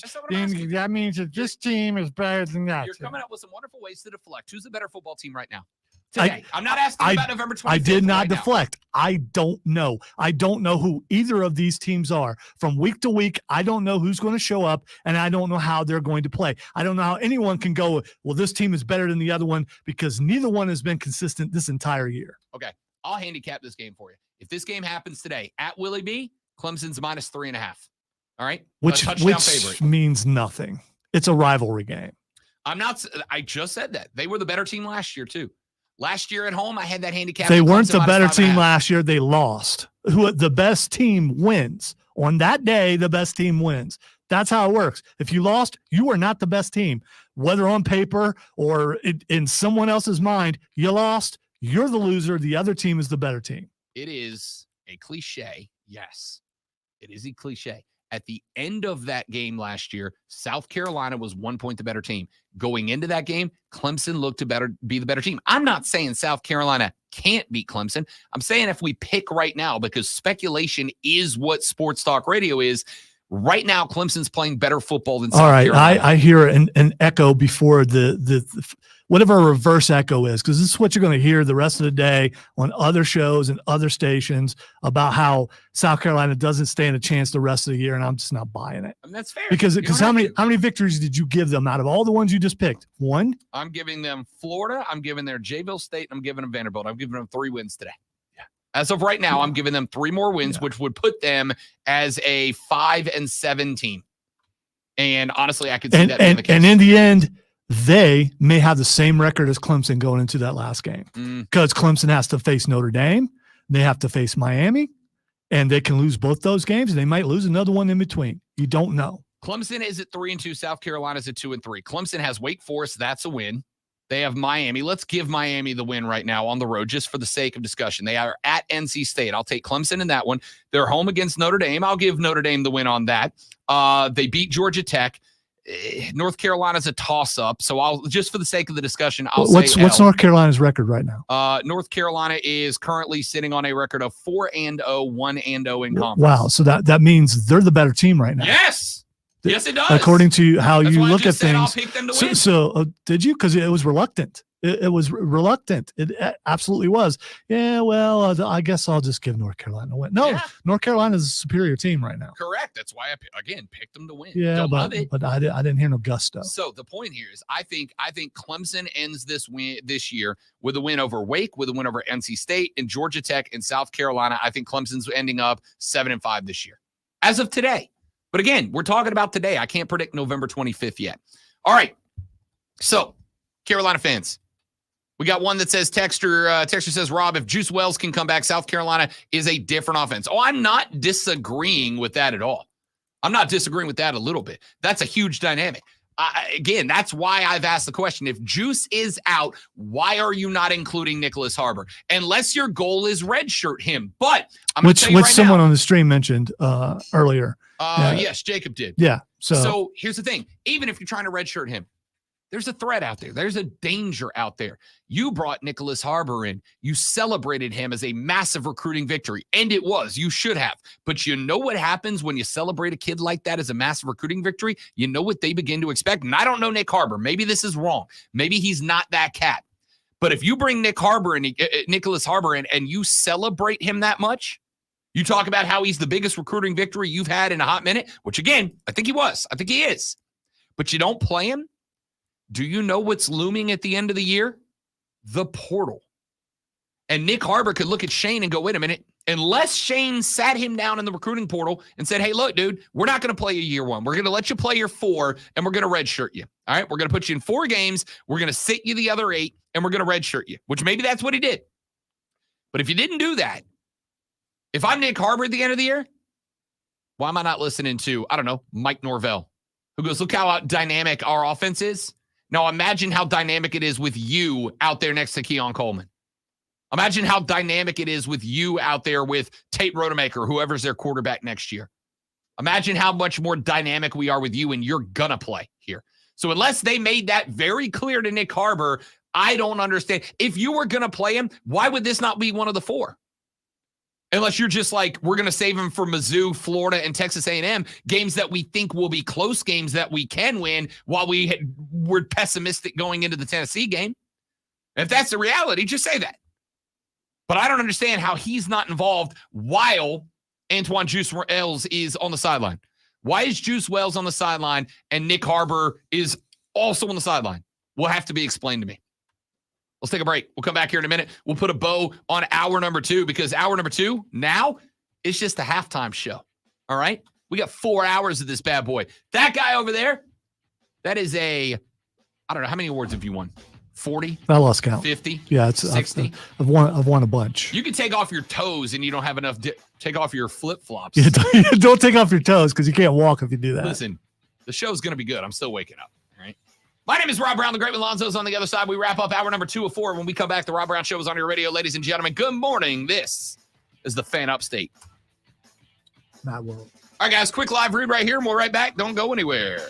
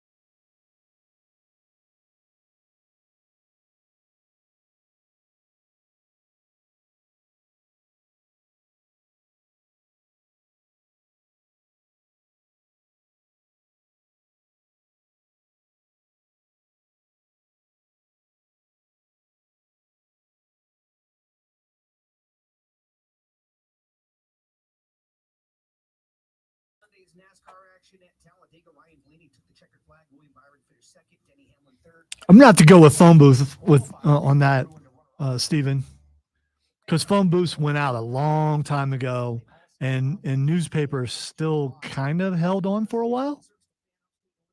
And I don't know this, but I'm guessing maybe in big cities like New York or something, maybe the newspaper dispenser still exists.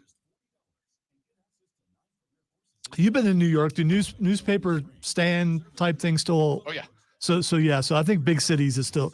So phone booths, I haven't seen one of those in forever. Since the last time I watched Bill and Ted, probably was the last time I saw a phone booth.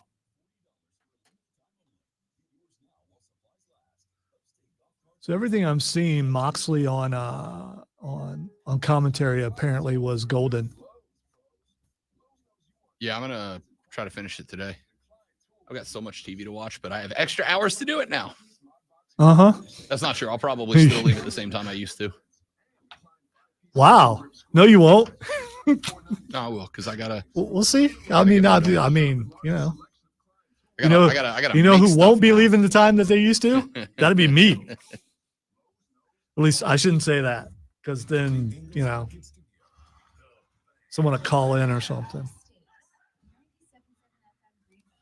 Yeah, I don't think there's like the just put in a coin, pull the door open, pull the newspaper out, but there are newsstands. Okay.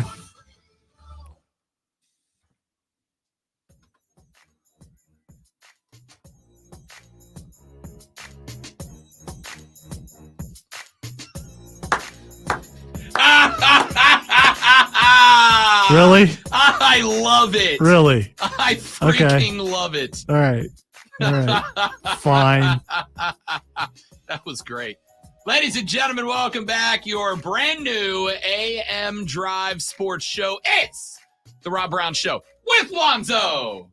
Right here on the Fan Upstate. He's sitting in his office laughing his butt he off is. right now. He absolutely is. That's fantastic.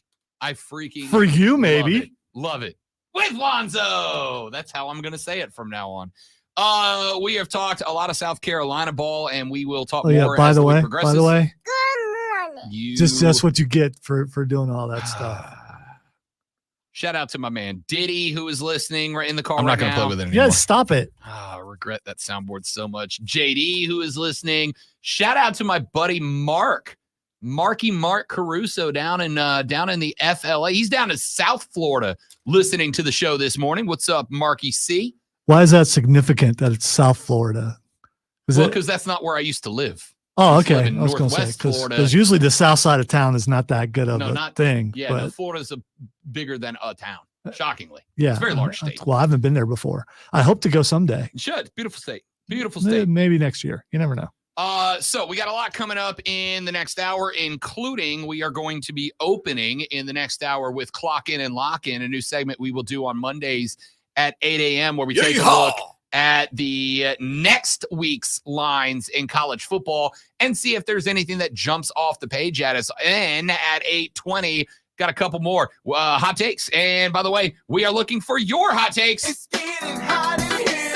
Right now on the MadWorldAttractions.com text line at 71307. 71307. Send us your hot takes. Start your text with the word fan. Texter said, just sent the kids to school. Have you talked about how bad the Toy Story game looked? My kids were over it in the first 10 minutes. I wrote back to that texter and said, how old are your kids? Because I watched it for like 3 or 4 drives. And while obviously as a 38-year-old man, it's not the game broadcast I'm going to tune in for, I thought for my nephew who's 5, it would be great. Is Toy Story still a thing for the youths of today? So it's nostalgia for you. Sure. And that's not a bad point. Like if you're going to use a cartoon, but I think Toy Story. I mean, if Bluey was out there playing, that might be something totally different. Yeah, but I think that the Toy Story motif works because it lets you have the characters as toys, right? Because what other universe do you have something that, and you know what they did? They put the helmets on, they kept the visors on so you couldn't see faces. Like they made them toys like you would get out of a vending machine at the mall or whatever, so that it didn't have to be over the top graphics while they were also trying to live cast what the players were actually doing on the football field. So I thought that it was great. I also think it's great that they had the broadcasters. They weren't announcing the football game. They were announcing what they were seeing on the Toy Story game. So the Madre texted me. She had the nephew that morning. She said he loved it. And I think that was the point. That was the goal. They want 5-year-olds to watch that. That's your introduction. My brother, my nephew's dad, is working on getting him into football, but 3.5 hours is a long time to sit down and watch a game when, you know, they've done the clock. In any given football game, what is it, like 3 minutes the ball's actually in play? If you include from the time there is a snap till the time a player's rolled down, any given there's 3 minutes of football. That means you were looking at 2 hours and 57 minutes of nothing happening. Now, to us, as football fans, hey, you're looking at audibles and realignments and adjustments and pre-snap movement and yada, yada, yada. But to a 5-year-old, that's inconsequential. All they see is the ball in play for 3 minutes. So my 5-year-old nephew, now he gets to watch Buzz and Woody and Jesse and all these other characters that have come to life on his TV screen. And also, when the football's in play, gets to watch toys play football. That's a hook to him. So Zach on the stream says it looked like a dated super buggy video game. I can tell you he's about the same age as you. Yeah, but it's the beta test, right? It's a beta. That's true. Yeah, but I'm guessing that they beta tested it long before they put it on actual TV. So. All right. Texter said, I have to listen to you guys in the morning now. This show is as bad as Mark Ryan. Well, if you mean literally the top 2 sports shows in the state of South Carolina, then you're right. Then you're right. We are as bad as in both of us were at the South Carolina Broadcasters Association Sports Talk Radio Show of the Year Awards this year. And we finished 1 and 2. Yeah, so, we did. Sorry about that. No, we're not sorry. We're not sorry. We're so glad to be here. This is the first ever live morning show, local morning show on this station, and so proud to be a part of that. JD said, well, Ray's awake. yeah, he is awake. All right, another inside joke explained to the new audience. We had a texter, an emailer actually about, I don't know, a month. It's the same guy that Rob spent like 10 minutes arguing with about wrestling on Facebook, and it just ticked me off. Argue with that it guy? just ticked me. I don't care about that guy. Go away. See, that's that, and there's the difference. Lonzo says, you say one bad thing about me, I write you off forever. On the other hand, I want to win you over. That's not true. I'm just listen, I'm not going to kiss your butt. If you like us, great. If you don't, well, you're wrong. We are glad to have you listeners, especially the noobs to the show. You are welcomed here. Everybody's invited. We're here to have a good time every single morning. All right, coming up in the next hour of the show, we are going to do Clock In and Lock In. We're going to take a look at the early lines of next week's college football games and see if there are any that jump off the page at us. Games that could be good for betting, games that could just be good for watching. We'll do that next. Then at 8:20, are there any college football teams that jump off the page as this team will be undefeated? Are there any teams that have displayed the level of dominance we're looking for to declare this team could be undefeated? Are there any unexpected, potentially undefeated teams? I got a couple. Then the Robbie remix. We take a look at the AP top 10 and we remix them into the correct order. All that coming up in the next hour of the Rob Brown Show. It's college football on the Fan Upstate.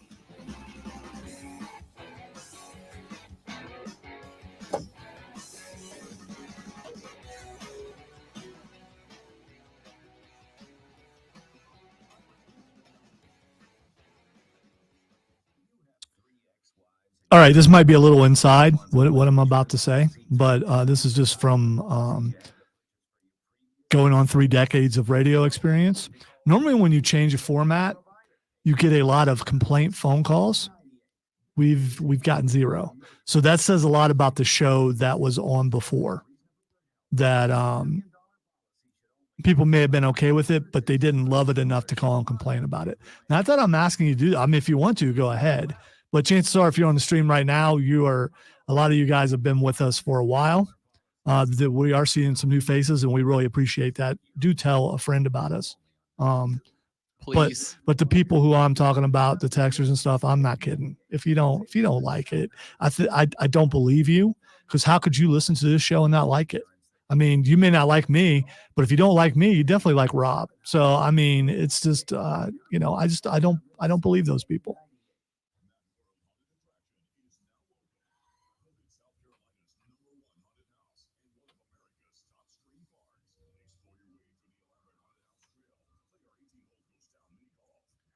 Unless, of course, those people maybe, people from other sports morning shows, and they're scared, and they should be.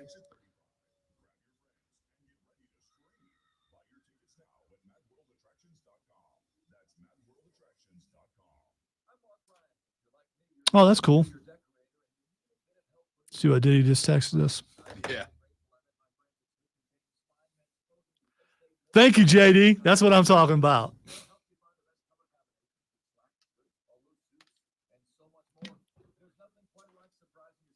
It's one of those things. We don't want to be meh. We want to be either you hate us or you love us, because I listen to things I don't like just so I can yell at the radio.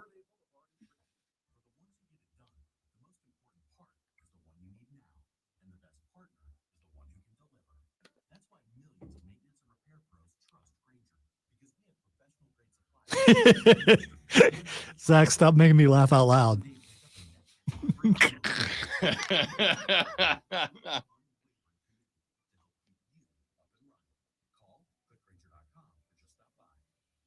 Old Christian Cage.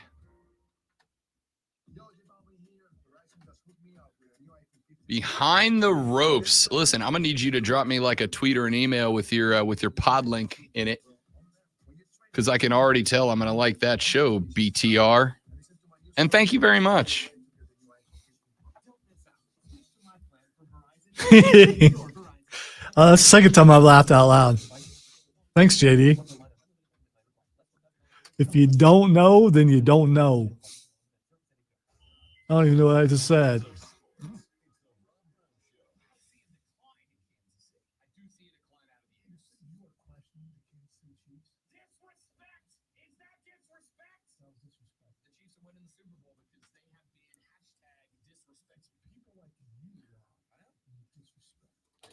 Which you already did earlier today. I mean, get Brittany up off the sideline. Brittany was there for both Super Bowl wins. It's not her.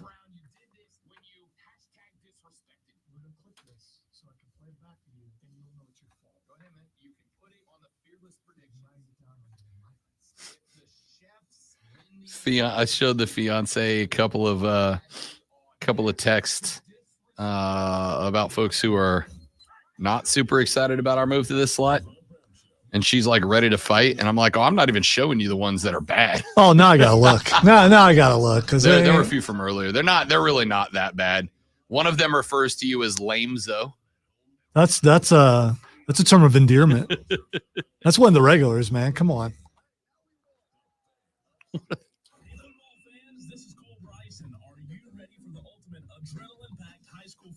And if it's not, wow, original, way to go.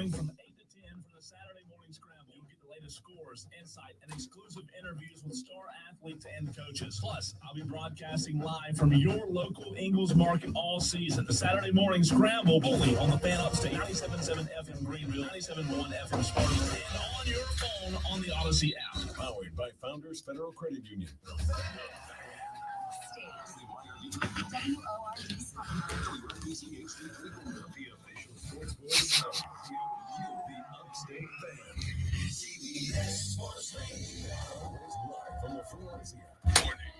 Man, check this out. You're on official Rob Brown Lockdown. Represents me to win. Yeah.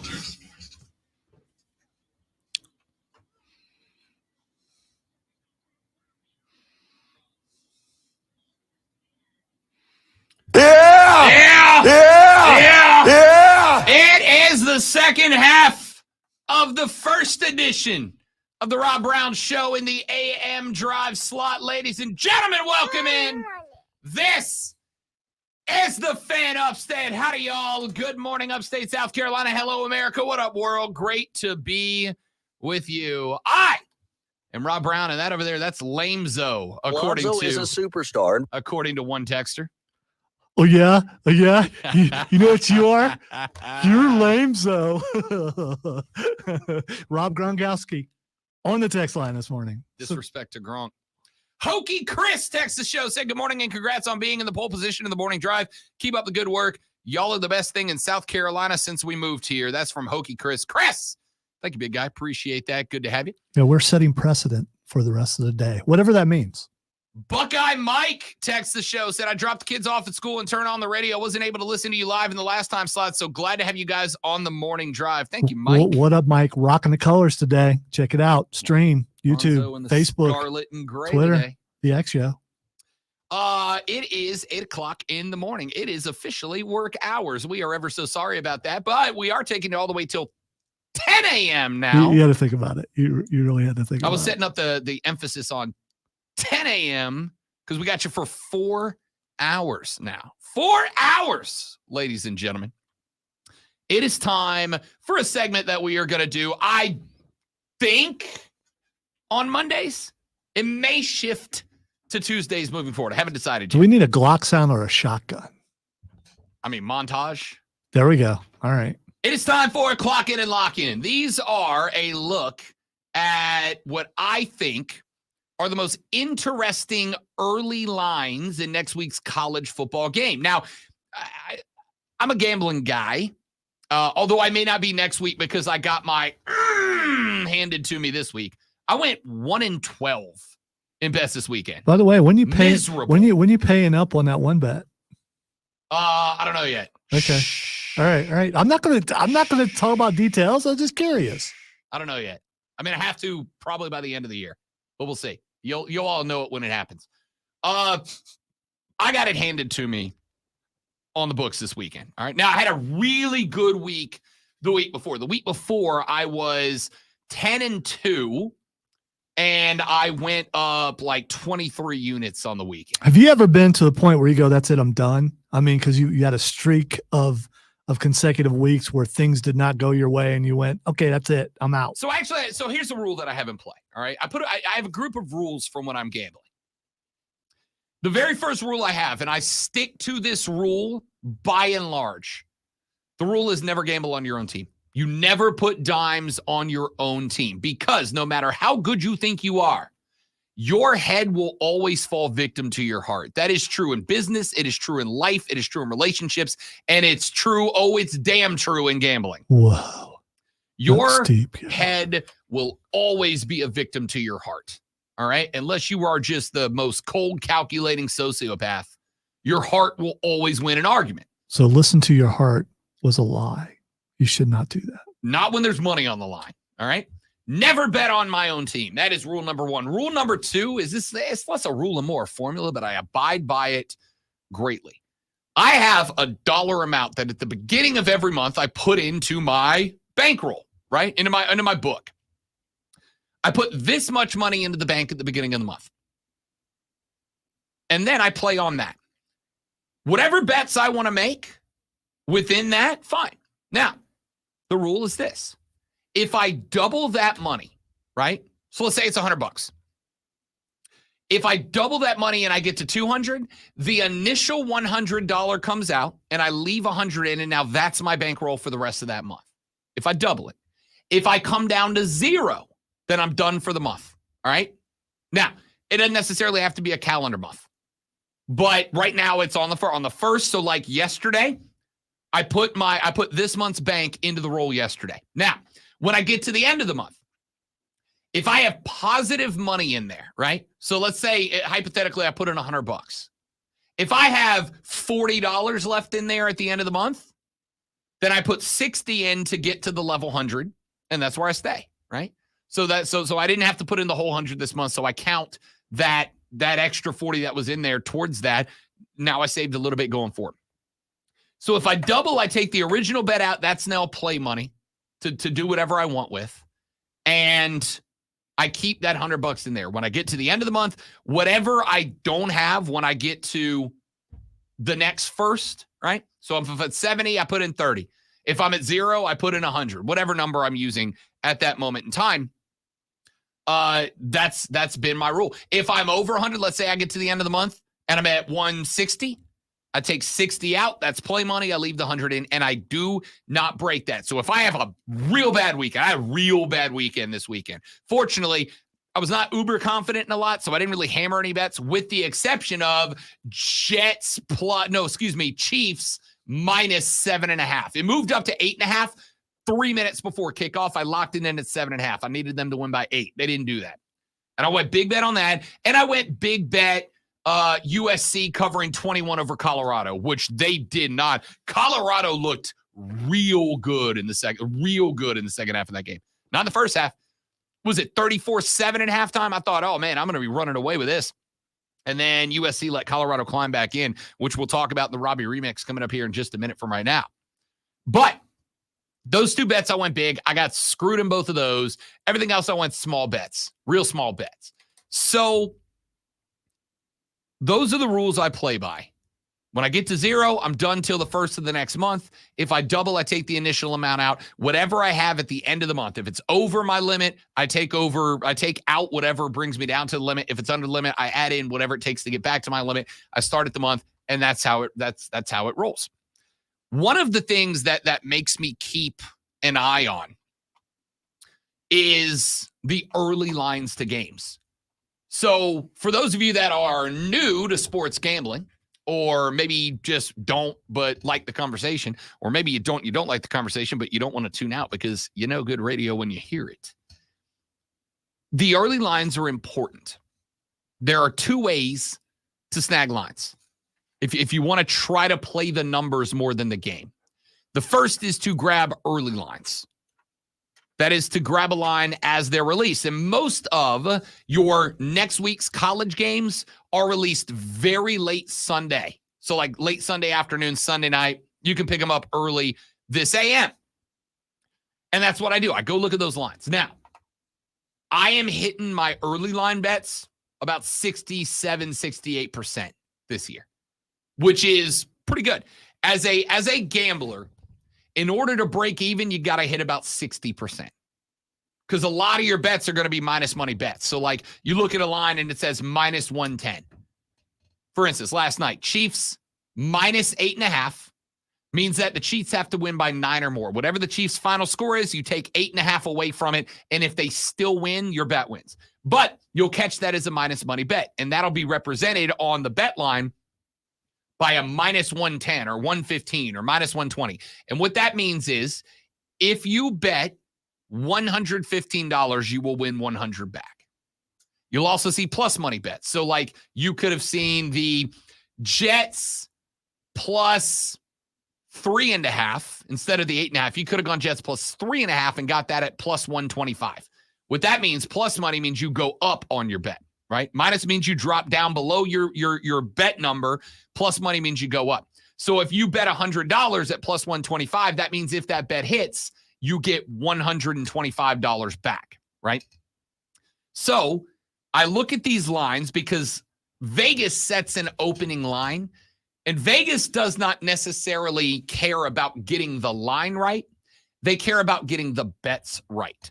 They want half the money to come in on one team and half the money to come in on the other team, right?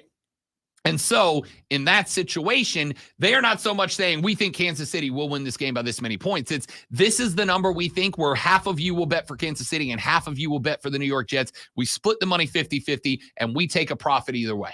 Because if they split it and both numbers are minus 110, right?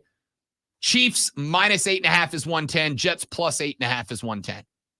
That means that if there's $1 million gambled on the Chiefs and $1 million gambled on the Jets, that they only have to pay out $990,000, meaning there's a $10,000 profit there. Those are very rough numbers, but you get the point. If the bets are split 50-50 and both numbers are minus money, it means that Vegas is going to keep a bit of a profit for themselves after they pay off to whatever team wins the bet. So, that being said, let's take a look at the early lines because I like to snag early lines. Why are early lines important? Because when the early lines drop, sometimes it will look like Vegas missed the mark. So I'll give you an example. Texas is fighting Oklahoma in the Red River Shootout this weekend. It is a game I'm very much looking forward to. That is now a top 12 battle. Oklahoma has found their way into the top 12. Texas is currently sitting at number 3. Depending on who you like in that game. And I'll tell you right now, I like Texas in this game. Oklahoma has looked much better down the stretch. They opened the season looking like they were going to have a real good offense, and I had question marks about the defense, or excuse me, scratch that, reverse it. Looking like they were going to have a real good defense, but I had question marks about the offense. But they put up 73, they put up 28, they put up 66, they put up 20, and they put up 50, and that 50 was on a decent Iowa State defense. Oklahoma State looks pretty good, but waiting for them are the number 3 Texas Longhorns. The Longhorns just wiped number 24 Kansas. I mean, wiped Kansas off. I thought that was going to be a game. I thought Kansas was going to cover. That's actually one of the bets that I lost. I thought Kansas was going to cover. They smoked Baylor. In fact, there are 2 games that Texas was in a game. They beat Alabama by 10. And oh, by the way, Alabama looks a lot better since that USF meltdown. And they were in a fight until late against Wyoming, which is not that impressive. But the fact that Texas gutted them at the end is. I like Texas in this game, but I liked them by a field goal. I like Texas to win by 3. 27-24, 24-21, somewhere in that ballpark. So I went down to I'm going to the early lines. Clock in and lock in, Oklahoma plus 4.5. Now, I like Texas to win the game outright. I think Texas is a little bit better of a football team, but I don't think they're dramatically better. And considering the Red River Shootout is a 50-50 split crowd, there's no home field advantage here, right? It's going to be 50-50. It's going to be equally loud from both fan bases because both fan bases now believe. The Oklahoma fans have turned around. They are now pro-Venables. The Texas Longhorns are now thinking that Texas is back. Might be true this time around. I think this is a shootout game. I think this is going to be a game that comes down to the last possession, and I think somebody's walking off on a field goal. So that says to me, the line for me, I would set it at Texas minus 2.5, right? Because I think that gets those field goal difference bettors on board. But I went to look at the line. What's the line early?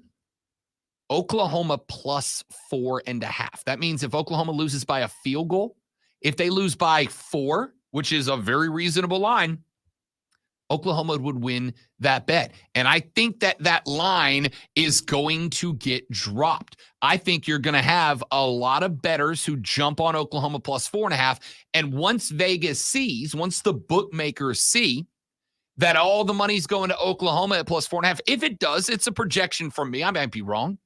But if all of the money starts coming in on Oklahoma plus 4.5. Eventually, Vegas is going to go, okay, we got to move this back to get some equal money back on Texas. So I think it'll walk back to minus 3.5. Now you don't have that spare point to play with, right? And I think somebody comes in on Texas. But if it's still largely Oklahoma, I think this line is going to settle probably at Texas minus 3. Maybe it gets down to 2.5, but I think this line settles at minus 3. But if you want this full 4.5 points, you got to jump on it early. You got to clock in and lock in. See, it's clock in because it's 8 o'clock and you got to clock into work at 8 a.m. and lock in because you're locking in your bed. It's the title of the segment. I think it worked great. Yeah, I like it. I don't know why you're looking at me like I don't I'm get just it. explaining it. Okay, all right. You know, I think it's good. I think we worked it out. How about this one? Lonzo, how do we feel about this? Maryland versus Ohio State. Now, Maryland kind of shocked some people this weekend, I think, with a 44-17 drumming of the Indiana Hoosiers. They have beat Michigan State, Virginia, Charlotte. This Maryland team is 5-0. They are currently, by record, second in the Big Ten, all squared up with Michigan, Ohio State on top because they've played 3 Big Ten games and they are undefeated, although it took them a little while to get rolling. Here's the interesting thing here. Ohio State is minus 18.5. Minus 18.5. Now, this is an undefeated 4-0 Buckeyes team, but it's a team that beat Indiana 23-3. It is a team that beat Youngstown State 35-7, and then it took them to the wire, literally to the final play of the game, to knock off Notre Dame by 3.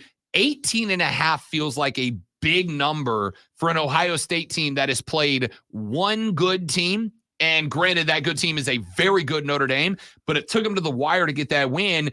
Am I wrong for wanting to jump on Maryland plus 18.5 and thinking that number's going to come down a bit? You are asking the wrong person, obviously, as I'm sitting here with an Ohio State Buckeye jersey on. I mean, you know, I wouldn't touch that if I were you. Really? Yes. Because McCord has found something. Yep. And so they're going to keep opening the offense a little bit more up for him. And I think Maryland is test ground. I mean, McCord has found something, but against Notre Dame, 21 of 37, 240. Notre Dame's pretty good. Notre Dame's good. Yeah. Maryland is not Notre Dame. I'm not trying to make the argument. Did Notre Dame just knock off Duke, right? Yes, they did. The mighty Duke. Also took them to the wire. Yeah, to get by Duke. It was a struggle. They're not. By the way, who called that? Because Duke's good. Yeah. You're welcome. Yeah. So Notre Dame's probably not going to have any more struggles the rest of the year like that. So I come on, man. We don't fear the turtle. Let's go. Come on. So hammer Ohio State minus 18.5. Is that what you're saying? As someone who lost many times in the Boo Box bets, don't listen to me because I might be worse than you, and that's saying a whole lot right now. Yeah, I got killed, dude. I got killed, man. This weekend was just bad. Notre Dame, of course, with wins over now Duke and NC State. They do have the one blemish, which was a 3-point loss to Ohio State that very much could have gone the other way. Made one stop, they win that game too. And we're talking about probably top 3 Notre Dame, probably scoring in at number 3. I don't know. I like that line. I'll tell you another line I'm very interested in. Mizzou is plus 6.5 at home against LSU. LSU is, and I mean this, thus far, LSU might be my most disappointing team of the season. I had LSU in a playoff position. They've only lost 2. The one to Florida State seems to be understandable, although when you hear where I have FSU ranked in the Robbie Remix coming up in the next segment, you might not disagree with me. But then they lose to Ole Miss, Lonzo, 55-49. That game had, I'm estimating here, roughly 33,714 yards of offense between those two teams. That was unbelievable. Not a defender to be found in that game.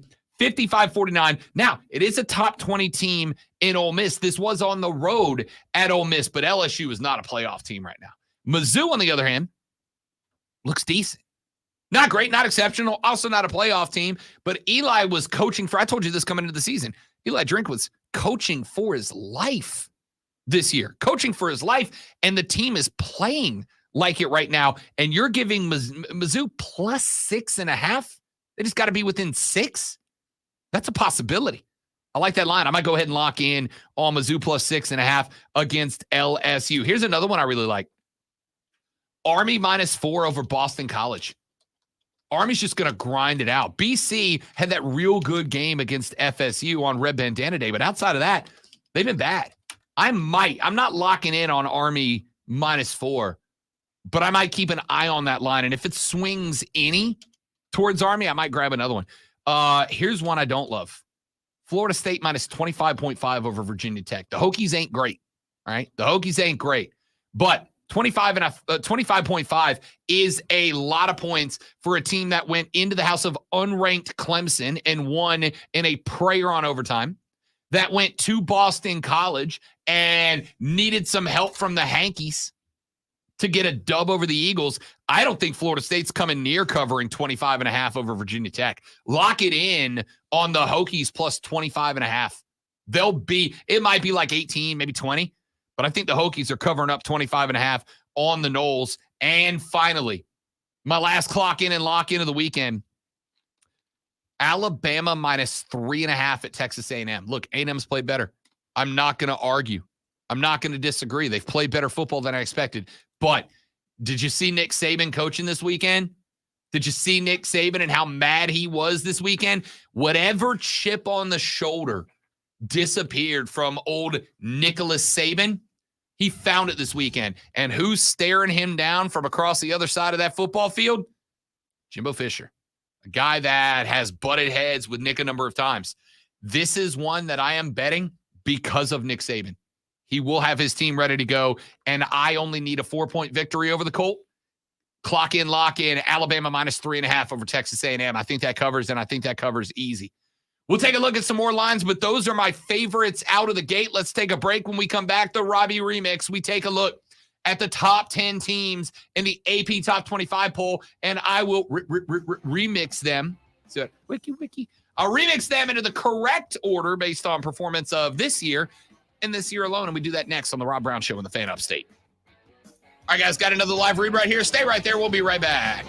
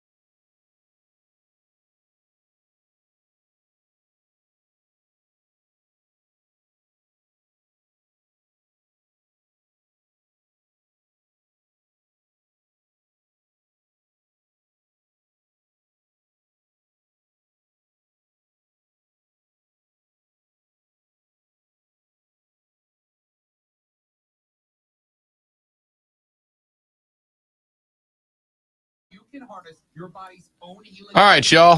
Thanks for hanging out. We're back. Good to see everybody. Oh, that Brian Kelly quote's never going to get old, man. Never going to get old. Whoa. Family. That's a big spider. Hey, look, the sun's up. Yeah, there's a spider right there.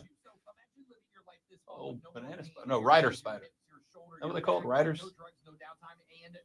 I don't know. Yeah, it's a rider That's spider. a really big web, though. I think they if I recall correctly, they like rebuild it every night.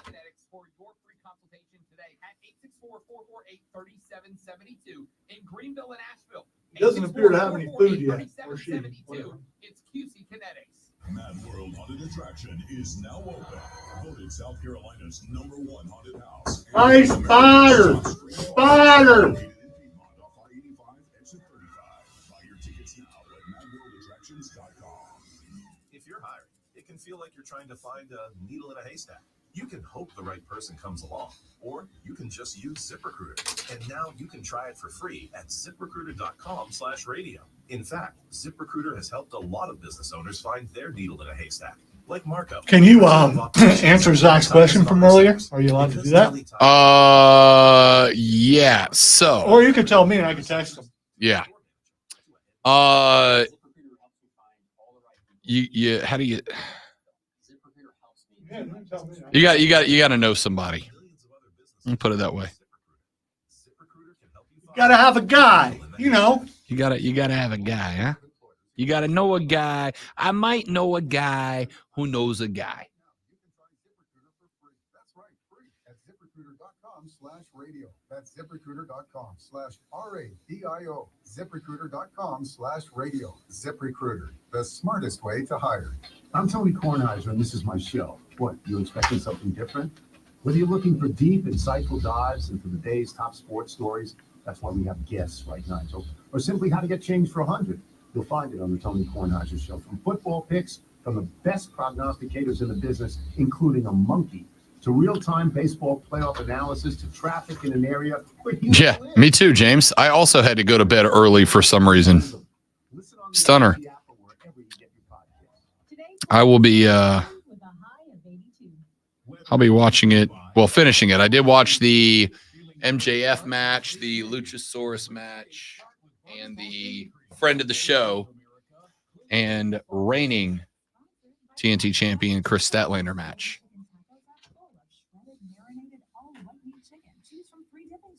Spicy ranch, nacho cheese sauce, and house-made guacamole. Order on the Taco Bell app. Get one dip for 2 packs, 2 dips for 4 pack. At participating Taco Bell stores for a limited time. You realize if we went to eat after the show, we'd be going to brunch. Mimosas. You'll get the latest scores, insight, and exclusive interviews with star athletes and coaches. Plus, I'll be broadcasting live from your local English. That's probably true, Zach. That's a good point.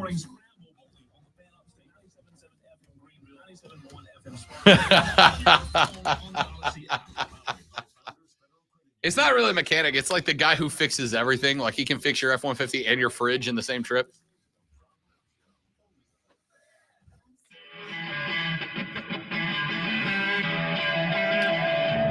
And on we go, ladies and gentlemen. The Rob Brown Show rolls on, and it's all new time from 6 till 10 a.m. every weekday morning. Good morning. Okay. Good morning. All right, we got it. They're not growing on you. I don't know if it's a girl or a guy. It's a kid, but not growing Obviously. on you. No. Why? Because I mean, Ladies and gentlemen, it is time. That guy has. He is the best. All right. Time for your Robbie remix, where we take a look at the most recently hatched AP Top 25 poll.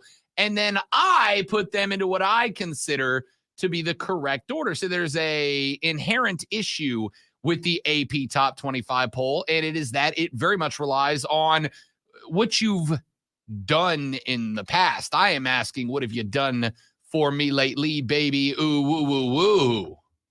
That's how we put our poll together. Yeah.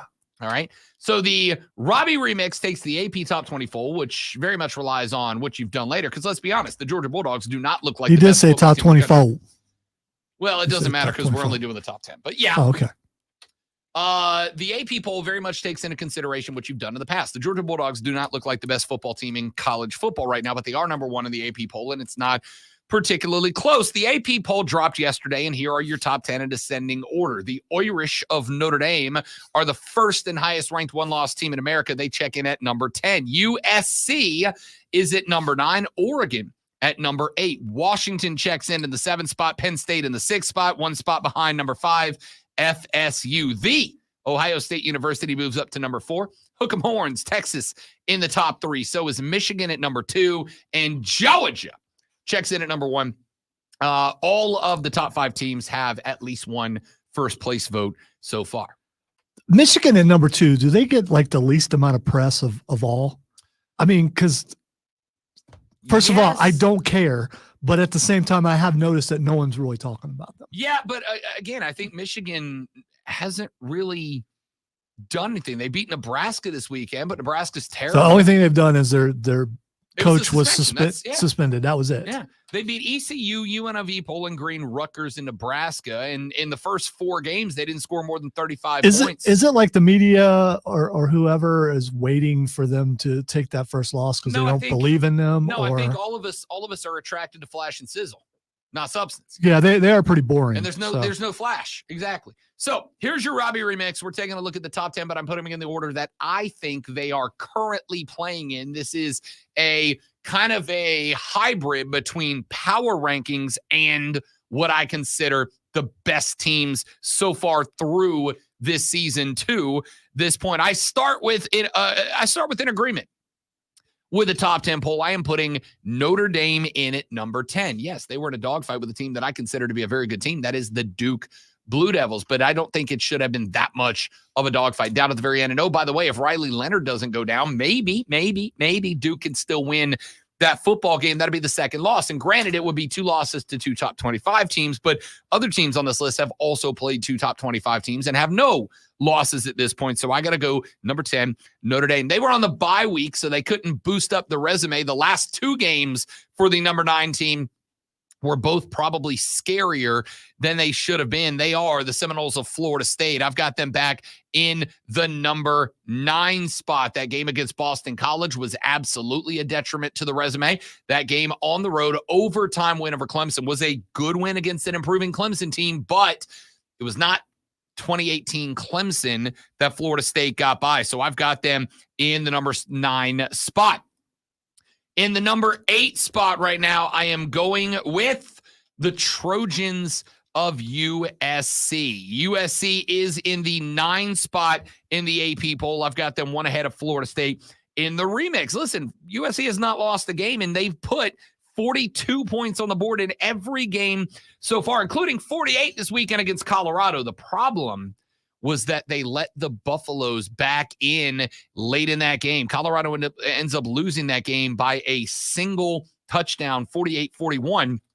That is the same team that Oregon waxed last week, and it's made the Ducks look very good. No defense for USC, and I think that puts them into a bind. That's why I've got them at number 8. At number 7, yes, I have dropped them all the way to number 7, the Bulldogs of Georgia. They were on the road at Auburn and survived a scare. They had South Carolina come into their house and have a halftime lead. They pulled away and won that game by 10, and you could argue it was closer than that. Outside of that, Georgia's played UT Martin, Ball State, and UAB, and they've gone over 45 in all 3 of those games. But the 2 games against actual Power 5 teams so far, Georgia's been in dogfights, pardon the expression, in both of them. In fact, I've told you that despite the fact that, yes, I do think Brock Bowers is the best tight end maybe ever to play the game at this level, they're not utilizing him. Where was Brock Bowers in this game against Auburn? He didn't even start showing up until late into the game. Georgia is not the team that everybody thought they were. I've got them at number 7. They check in 1 spot behind the team I have at number 6, and that, of course, is the Buckeyes of Notre Dame. Great 17-14 win for Notre Dame. Wait. You said the Buckeyes of Notre Dame. Yeah, the Buckeyes who lost to Notre Dame. That's what I said. No, you said the Buckeyes of Notre Dame. They also didn't lose to Notre Dame. I think you're just trying to mess with me. Listen, in my old time slot, this will be this like almost the last segment of the show. We still got another hour to go. All right. I'm Your waking up. your old time slot. I'm waking up here. Okay. All right. Yeah, All right. because you wouldn't have made that mistake. Right? So it's on me. Yeah, because I It's on haven't me. messed up at all today. And No, not at not even once. Not once. I just now remembered how to turn my microphone on.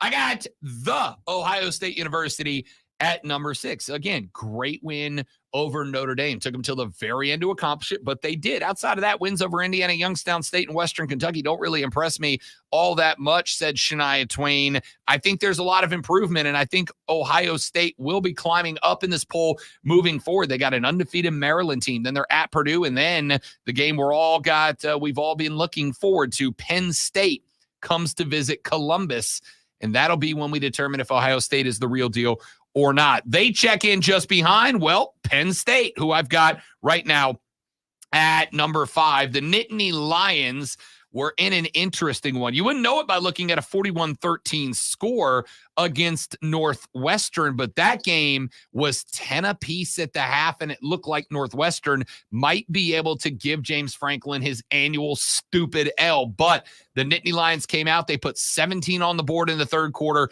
14 more in the fourth. They didn't allow another Northwestern score until late in the game. They win 41-13. The Nittany Lions under James Franklin hit a different gear in the back half of that game. I've got them at number 5. They are one spot behind. Well, the Michigan Wolverines, back-to-back-to-back Big Ten teams in order on the Robbie remix. The Wolverines got Nebraska 45-7, but hey, let's be real.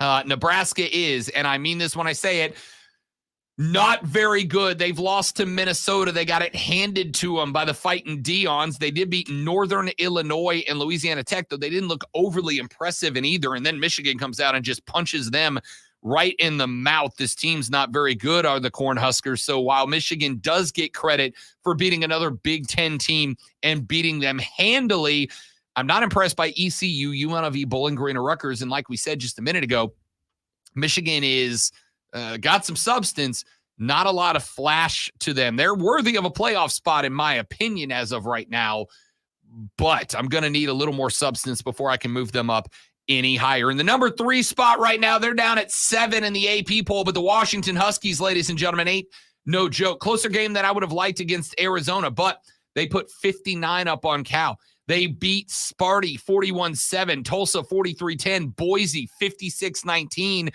and Michael Penix Jr. ain't no joke, my dudes. He came up a passing yard shy of crossing the 2K mark. He is 133 of 178.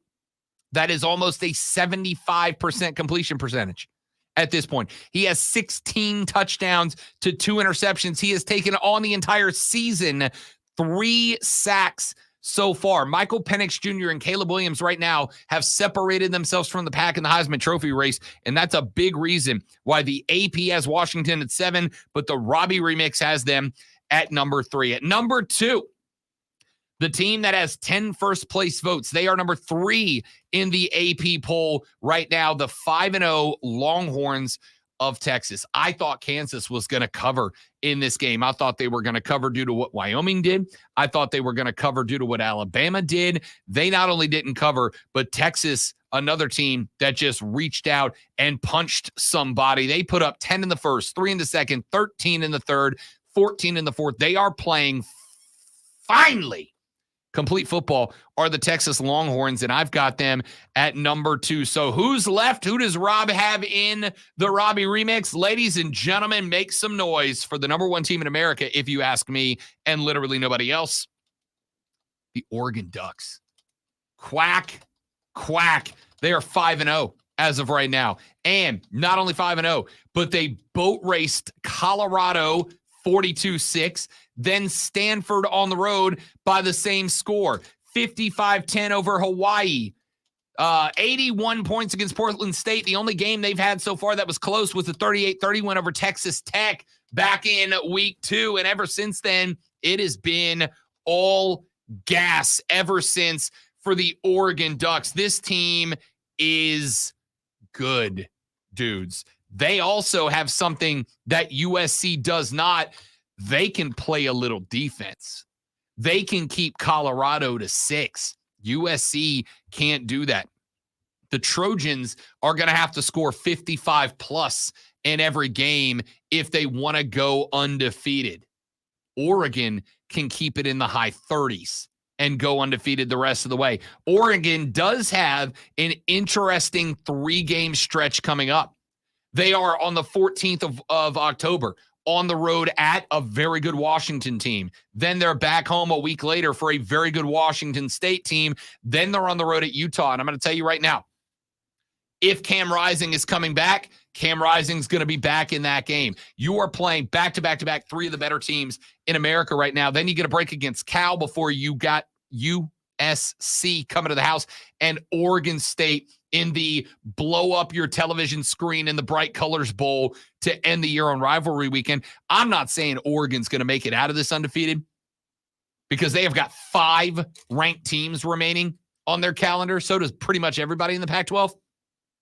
But this team is exceptionally good. So in the Robbie remix, the AP poll is Notre Dame 10, USC 9, Oregon 8, Washington 7, Penn State 6, FSU 5, Ohio State 4, Texas 3, Michigan 2, Georgia 1.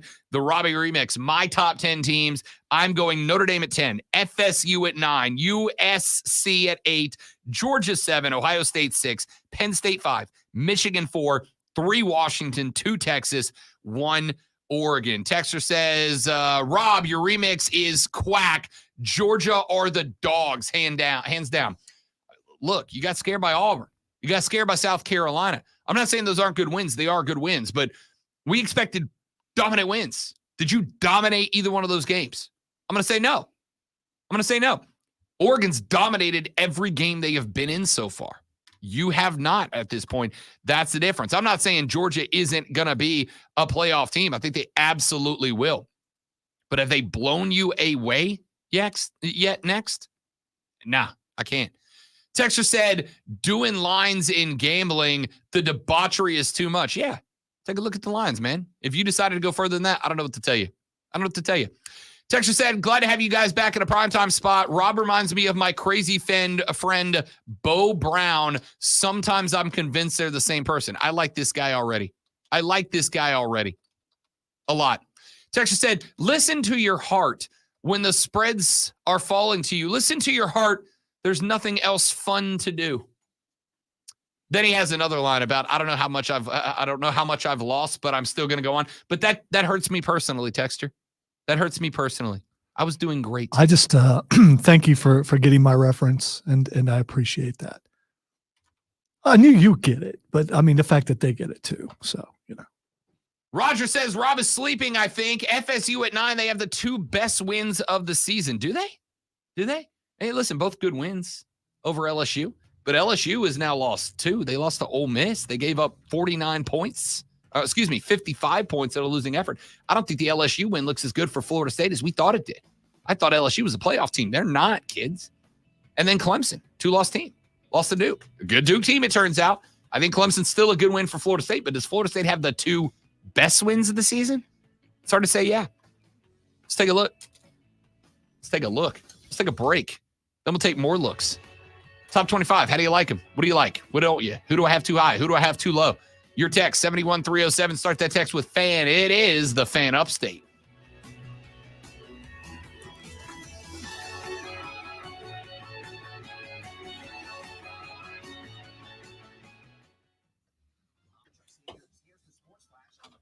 I don't know where I'm going.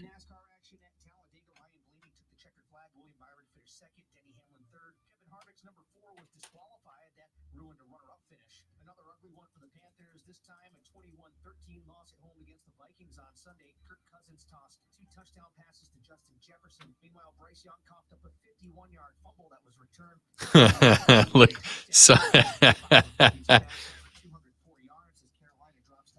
somebody just put this on Twitter.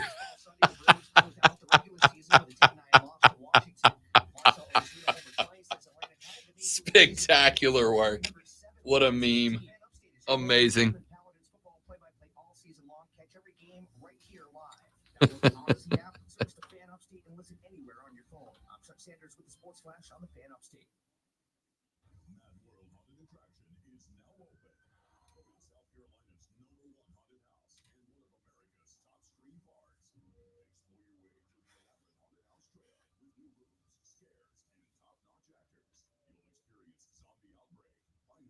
Look, it's almost time to start the show. Almost.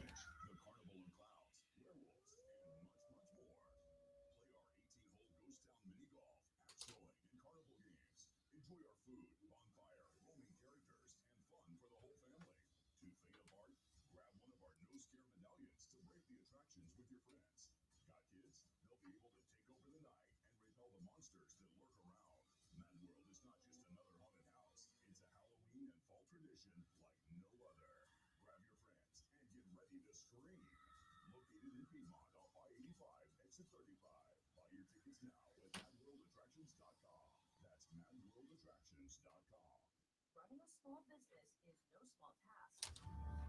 At Home Trust Bank, we work hard to prepare businesses for whatever tomorrow may bring.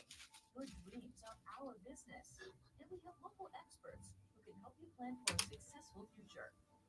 Dependable guidance you need and service you'll appreciate. At Home Trust Bank, we take your small business banking personally. Visit your local Home Trust branch or anytime at htb.com. Member FDIC. It's the last blast of summer sale for the Upstate Golf Cart. Burns won Friday? Burns did win Friday.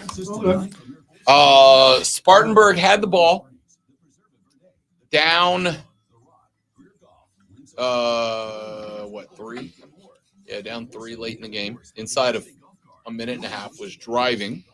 Got down inside the 20. I was like, uh-oh, they're in field goal range for sure. And they had all the momentum. And then inside of a butt 15, Burns got a pick 6. Took it back the other way and put him away. Phenomenal football game. You're right, Zach. It's a perfect setup. So Burns has only lost 1 game, right? Yes, that is correct. Undefeated in region? Yes, they are 1-0. Okay, so region just started. Yeah. All right. And the region's the only thing that matters now? That matters. Okay. You can not win an out of region game. If you go undefeated in the region, you'll win. Which I don't fully I do understand it. They change the rules every once in a while just to confuse people. Well, I get it because, like, I said on the broadcast Friday night, I would be in favor of a rule where teams could only go up or down one division in their scheduling, right? Because I don't need to see a 5A team beat up on a 2A team. Nobody needs to see that. It doesn't do any good for anybody. I think if you're a 5A, you should be able to play only 4A or 6A. 4As can play only 3A or 5A. And then you can make all the games matter. All the games matter to the kids playing, though. Sure. Yeah. That is accurate.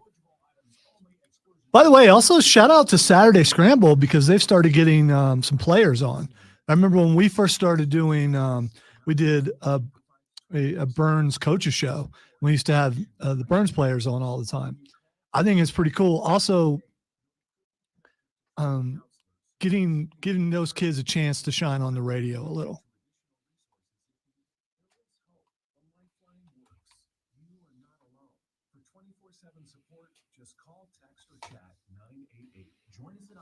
I will always remember trying to get Chris Miller walking up and putting his hands on the shoulders of one of his guys when I almost got him to tell us where a certain running back was going, because we could not get him on the show. It was so great.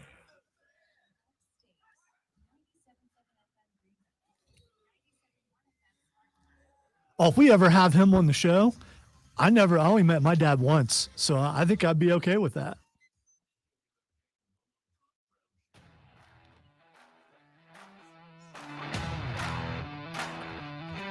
Wrapping up the third of our 4 hours as we not only move into your morning drive slot, but now go 4 hours every single day. Wait. Hold on. We got to do another hour? Sure do. Is that hour? No. We don't got to do another hour. We get to do another hour. So I should pull something that we did earlier and play it in the next hour, and then we'll say it's live? Or we're just going to go straight up live? We are going 60 more. When this whistle Sweet. hits, you can go grab a Gatorade. You can go stretch out, go listen to some music, whatever you got to do. You got, 6 minutes, 4 minutes? I don't know, 5 minutes, somewhere in there. And then we're back for 60 more. And I Can't wait. Yeah, but some people are going to tune in like 10 minutes and think it's the start to a normal day. They are, and they're going to be very surprised at 9:52 when we say goodbye. So why do they sound so tired? But don't y'all worry, because we'll be back tomorrow morning at 6 a.m. to do it all over again on the drive time edition of the Rob Brown Show and the Fan Upstate. If we didn't blow it today, you never we'll know. see. I haven't gotten any complaint emails so far. Scratch that. I haven't gotten any complaint emails from people who saw my page. All right. Let me rephrase. If Rob didn't blow it today, I'm That's good. fair. I'm good. Yeah, no, you've been perfect today. Yeah, I'm all right. Perfect today. Not a miss. Not a miss. Joey B pops into the stream at facebook.com/the Fan Upstate, twitter.com/the Fan Upstate, on YouTube by searching the Fan Upstate or by searching the Rob Brown Show on Twitch. Joey B says there is more parity in college football this season than any I can remember. Feels like any one of the top 10 to 15 could win it all this year. And I think that you are spot on, dude. Yeah, I really do. I mean, because years past, you'd be able to look and go, yeah, that team right there is probably better than anybody. I can't say that about anybody. Looking at what we've seen so far, can Georgia, would you guarantee it? Let's go top 15. Would you guarantee right now Georgia could beat Oregon State? No. I wouldn't either. Could you guarantee that Michigan could beat North Carolina? No questions asked. No, I cannot. Could you guarantee that Texas could beat Washington State right now? Definitely not, because Quinn cut his hair. Could you guarantee Ohio State could beat Oklahoma right now? Can't answer that question. No, I wouldn't. Could you guarantee Florida State could beat Alabama right now? Nope. Could you guarantee Penn State would beat Notre Dame? Washington would beat USC? That any of the teams we've mentioned could beat Oregon? No. I mean it. The time, and I would say 15 might be the cutoff, right? Because Ole Miss right now at 16, who did just snipe LSU and hand them loss number 2. I don't know if Ole Miss is quite ready for Georgia, but I think Oregon State could beat them. I think 15 is probably the cutoff. But Joey B spot on. The parity this year is great. I'll tell you right now, I have already lost the playoff team. LSU's out. My playoff teams were Georgia, Michigan, FSU, and LSU. Right now, I've got. I gotta say, I smiled when I saw that. Yeah, I did. I'm stunned by LSU. Stunned by LSU. We are 5 games in. They are the most disappointing team of 2023 to me, without a doubt. So far, the most disappointing team. I'd have been better served to pick North Carolina ahead of LSU, but outside of the one I got very, very wrong. There's anybody in the top 50. If you told me right now, anybody in the top, and I'm including the one-loss teams of Notre Dame and Alabama. If you told me any combination of those 4 are your playoff, I would not be stunned. It is great. This is the year that I wish we replicated every single year. I really do. And I'll tell you right now, and I don't know if this is bridged too far. I don't think it is. If this was 2015, we would not be going through a conference realignment right now. Sincerely. If this was 2015, if we didn't have the run of SEC dominance that we had, if we didn't have the run of multiple repeat appearances in the playoffs, if we didn't have the run of Clemson kicking everybody in the ACC's rear ends, if we didn't have those 3 or 4 things, and this was how college football looked every single year, we would not be going through realignment right now. We would have 5 very healthy conferences. The SEC is up there. The Big Ten's up there. The Big 12 is up there. The Pac-12 has more team ranked than anybody else. We would be thriving right now if this was 2015 and we didn't go through the 2014 through 2022 that we did. But here we are with 1 hour left to go on the Rob Brown Show and the Fan Upstate. It was dramatic. I had the sweeping out. That was like a perfect vocals performance from a lead singer. Which is why I didn't change it by throwing more music in. need to. And plus, I could throw shade at you for out talking to bed. And then you got to hit that long sustained note on the way out the door. Nailed it. Then now you got the hair to pull that off. Odie, I don't drink coffee, but thank you for asking. Marcus says, is the new time slot 6 to 10, or did I wake up in an alternate universe? What is going on? I missed Friday and my whole world changes. Yes, Marcus, 6 to 10. We're in the Drive Town show now. You're welcome. The Drive Town show? Where to drive? They keep talking about me. You're just used to his words slipping, so you just don't. You guys don't want to point out how many times he's messed up today. I wish that one was on the air because all the other ones I'm catching, and they will become, a thing. My thing is, I'm not the energy on this show, so if I sound a little more tired, it's probably not going to be that noticeable. Rob's trying to decide if he wants to drink another Monster before the final hour of the show. But yes, Marcus, we are your new morning show. All right, we're not new. We're just this is the same show. Move back.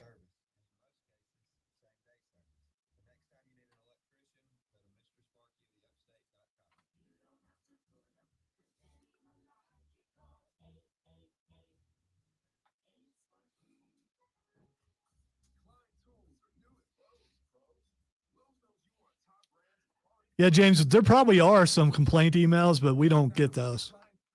I'll see one later maybe. And I looked, and I don't think there's been a couple complaint texts, but I think they're regulars having fun with it. That's what I think.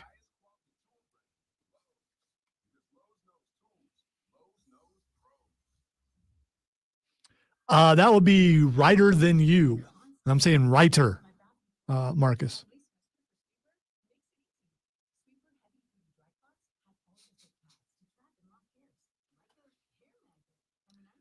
Odie, I saw some ads for rugby that's going on while I was watching Peacock last night because NBC is no longer on Dish Network for some reason. Money, of course.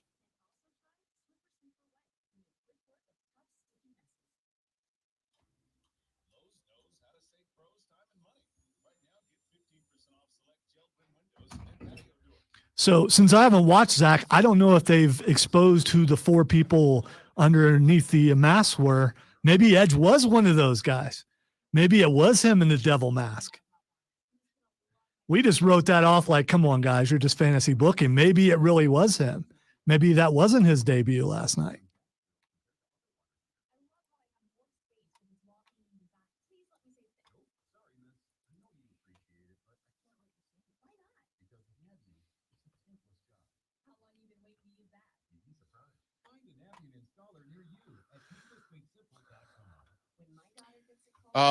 Roger, we currently have Writer Than You with Bill Ryder in that slot, which I already said, but that's fine. I weren't in the room, but thank you for taking care of that. And the goal, Roger, down the line, not yet, but down the line, is to pop another local show into that and go local till Rome till 3, local till 7.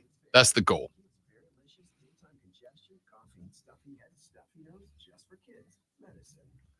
Be fantastic if it was. It's good to have goals. We had goals of being in this spot for a long time. Yep. But it took a long time to get there. So don't know how soon we'll get that local show on, but hopefully soon, because that'd be kind of cool to hand it off to the next guy or girl who's taking over. It would be.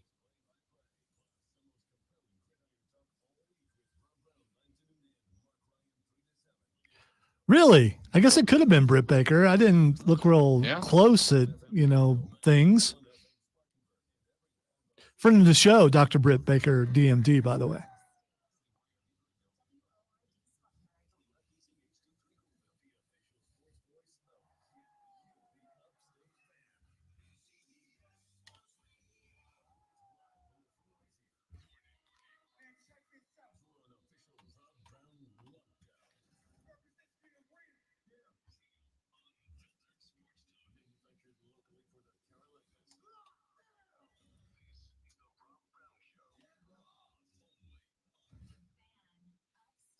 Yeah. The 4th. You almost did it. You almost did. Almost did. Yeah. The 4th, the final, the best, the money hour. That sounds strange. I'm not going to lie. This is not the money hour anymore. The second hour of the show is now the money hour.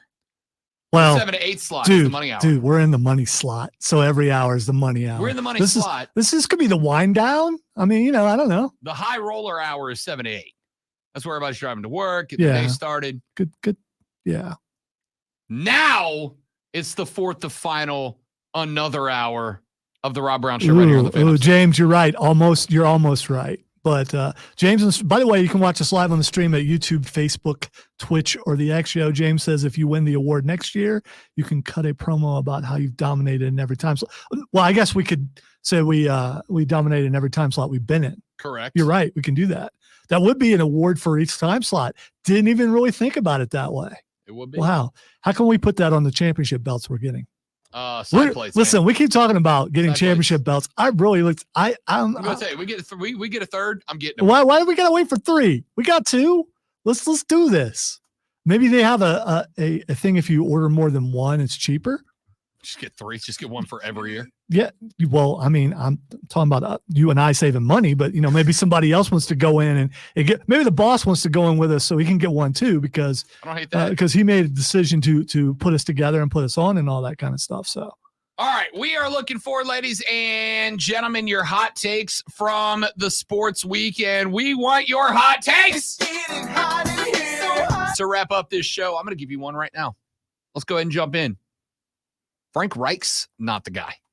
Frank Reich is the problem with this program right now. Is that really a hot take, though? Yeah. I don't know. So you're saying Irsay was right?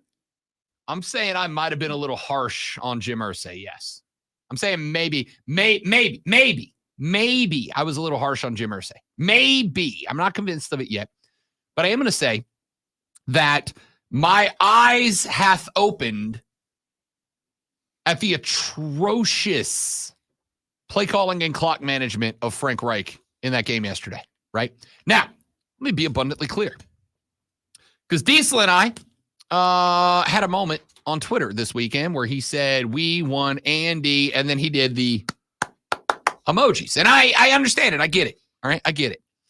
I understand it. Because it does feel, in the one game that he played, like Andy Dalton gives you a better chance to win than Bryce Young. But I've also said a number of times that winning is not the focus this year. I know that is counterintuitive to football fans because you want to tune in. I've said all right, not a hot take, and James is echoing this. Could have had C.J. Stroud. What'd you do? Well, Bryce is very intelligent. Really? Okay, all right. What's C.J. Stroud doing on a team that's worse than the Panthers? What is he doing? I don't agree. The roster is worse. The roster is definitely worse than the Panthers. You think their roster's worse? The roster is worse than the Panthers. Yeah, without a doubt, they are. And C.J. Stroud is starting. Stroud is hitting a stride that Bryce Young can't even come near. Okay, because he's short. He can't. I mean, the stride is longer because he's taller. Yeah, no, we got it. Yeah, okay. It's another good short joke. Yeah, well, hey, Yeah, I get it. I got a lot of them. So, a couple of things. Number one, Carolina Panthers. It was reported over the weekend, are in the market for a trade partner to bring a wide receiver into Carolina. My first question is, I wonder if just by chance is, I don't know, is DJ Moore available? I'm also curious. I'm curious. Why are you giving Bryce Young such a pass? Why are you? Well, I mean, why can't you also see that he's part of the problem? Because I don't believe that he is. Okay. And I'll explain why. I completely disagree with you. Number one, who's the best receiver the Carolina Panthers have right now? The best receiver. Well, we wouldn't know. You know why? That's just a name. You know why we wouldn't know? No. Because he can't. Well, all right. Who's So I can't point out the fact that if you can't get a ball to a receiver, you cannot show who a great receiver is. Lonzo, how many fingers am I holding up right now? I am definitely. You're holding up one. How many fingers? And I don't use that finger. I was not, for the record. But the point is, sometimes there are obstructions between where you are and where you're right. you go. And for Bryce Young, they're called offensive linemen standing in front of him. Oh, so you're saying there are problems that aren't? Yeah, because he's short. All right. And there's no fixing that. All right. So, number one. And James is right. Adam Thielen. He stood out the last 2 games. Thielen has rocked. Do you understand? I have a point here. Yeah, you're going to say that there's nobody on Houston's team that's as good as Thielen. Is that what you're going to say? No, I'm going to say quite the opposite. Adam Thielen's the 3rd wide receiver on the Houston Texans right now. All right. Adam Thielen Behind who? is a Nico Collins for one, Okay. who has been lighting it up right now. Let me get to my point here. Adam Thielen, a 33-year-old, 5'9" receiver, is Bryce Young's best weapon. That's a problem, dude. 33-year-old, 5'9" possession receiver is the best you have going for you. What kind of music should I play when you're making excuses that are not good excuses? He is not as good as advertised. He's not. And we're seeing Anthony Richardson. We're seeing CJ Stroud. If Will Levis was playing, I bet he'd be better than Bryce Young right now. He might actually be better than him sitting on the bench. Bryce Young has been placed into a position that it is going to be difficult to win for anybody. Now, the next statement I'd like to get to is this. Yes, perhaps if you threw a CJ Stroud in there right now, the Panthers might have finished off the Vikings. Maybe they would have finished off the Vikings. But I will also say there is a difference between the game of CJ Stroud and Anthony Richardson and the game of Bryce Young. Much like there is a difference between the game that Drew Brees and Ben Roethlisberger played, okay? Bryce Young is never going to beat you with a physical roof. He's going to beat you with a mental one. He is going to win games the way Drew Brees won games. Drew Brees didn't out-athlete anybody. He beat you in the game planning. He beat you in the execution. CJ Stroud and Anthony Richardson have a ceiling because physical capabilities can only take you so far. Physical capabilities can only get you to a certain point. CJ Stroud can out-athlete a lot of people. But by the time week 9 or 10 or 11 rolls around, and defensive coordinators now have tape on CJ Stroud more than a game or 3, they are going to be able to start scheming defenses that will be able to limit the physical capabilities of CJ Stroud, and they will say you're going to beat us with your arm or not at all. And right now he can do that because there has not been enough tape, but see, now it's coming. Bryce Young, on the other hand, who is not working with, if you want the argument, the correct argument is Anthony Richardson, because I'd argue he's on an offensive team that is as bad right now as the Carolina Panthers are. The Colts are not a good roster. The Colts are 2-2. They have won 2 more games at this point. All right. So I'm hearing everything you're saying, but if I was just like a casual fan looking at the NFL, trying to say who's won games and who hasn't, who hasn't won any games? That would be Bryce Young. Right, that would be for that, because he's not as good as they said he was. He's not as good as trading 3 games. Yeah, so You those, have no those other idea guys have how too. good he Those is. other guys have too. You're right. He might get worse. He might actually get worse. It is a possibility he gets worse. So, stretch out here. So, you're playing on a roster that is bad offensively. It just is. The offensive line is bad. We thought we had turned a corner. We have not. The offensive line is bad. He's playing on a team whose best receiver, the Carolina Panthers, have Adam Thielen listed as 6'2". I don't believe it for a second. I'll give you 6 foot for the argument. The best receiver is a 33-year-old, 6 foot tall possession receiver who has been very good, but possession receivers are good, not great. He's a great possession receiver. But the reason Thielen has the numbers is because there's nobody else to get the ball to. By default, Adam Thielen has to be WR1. In a good roster, Adam Thielen would be receiver number 2 or receiver number 3. But in Carolina, he's receiver number 1.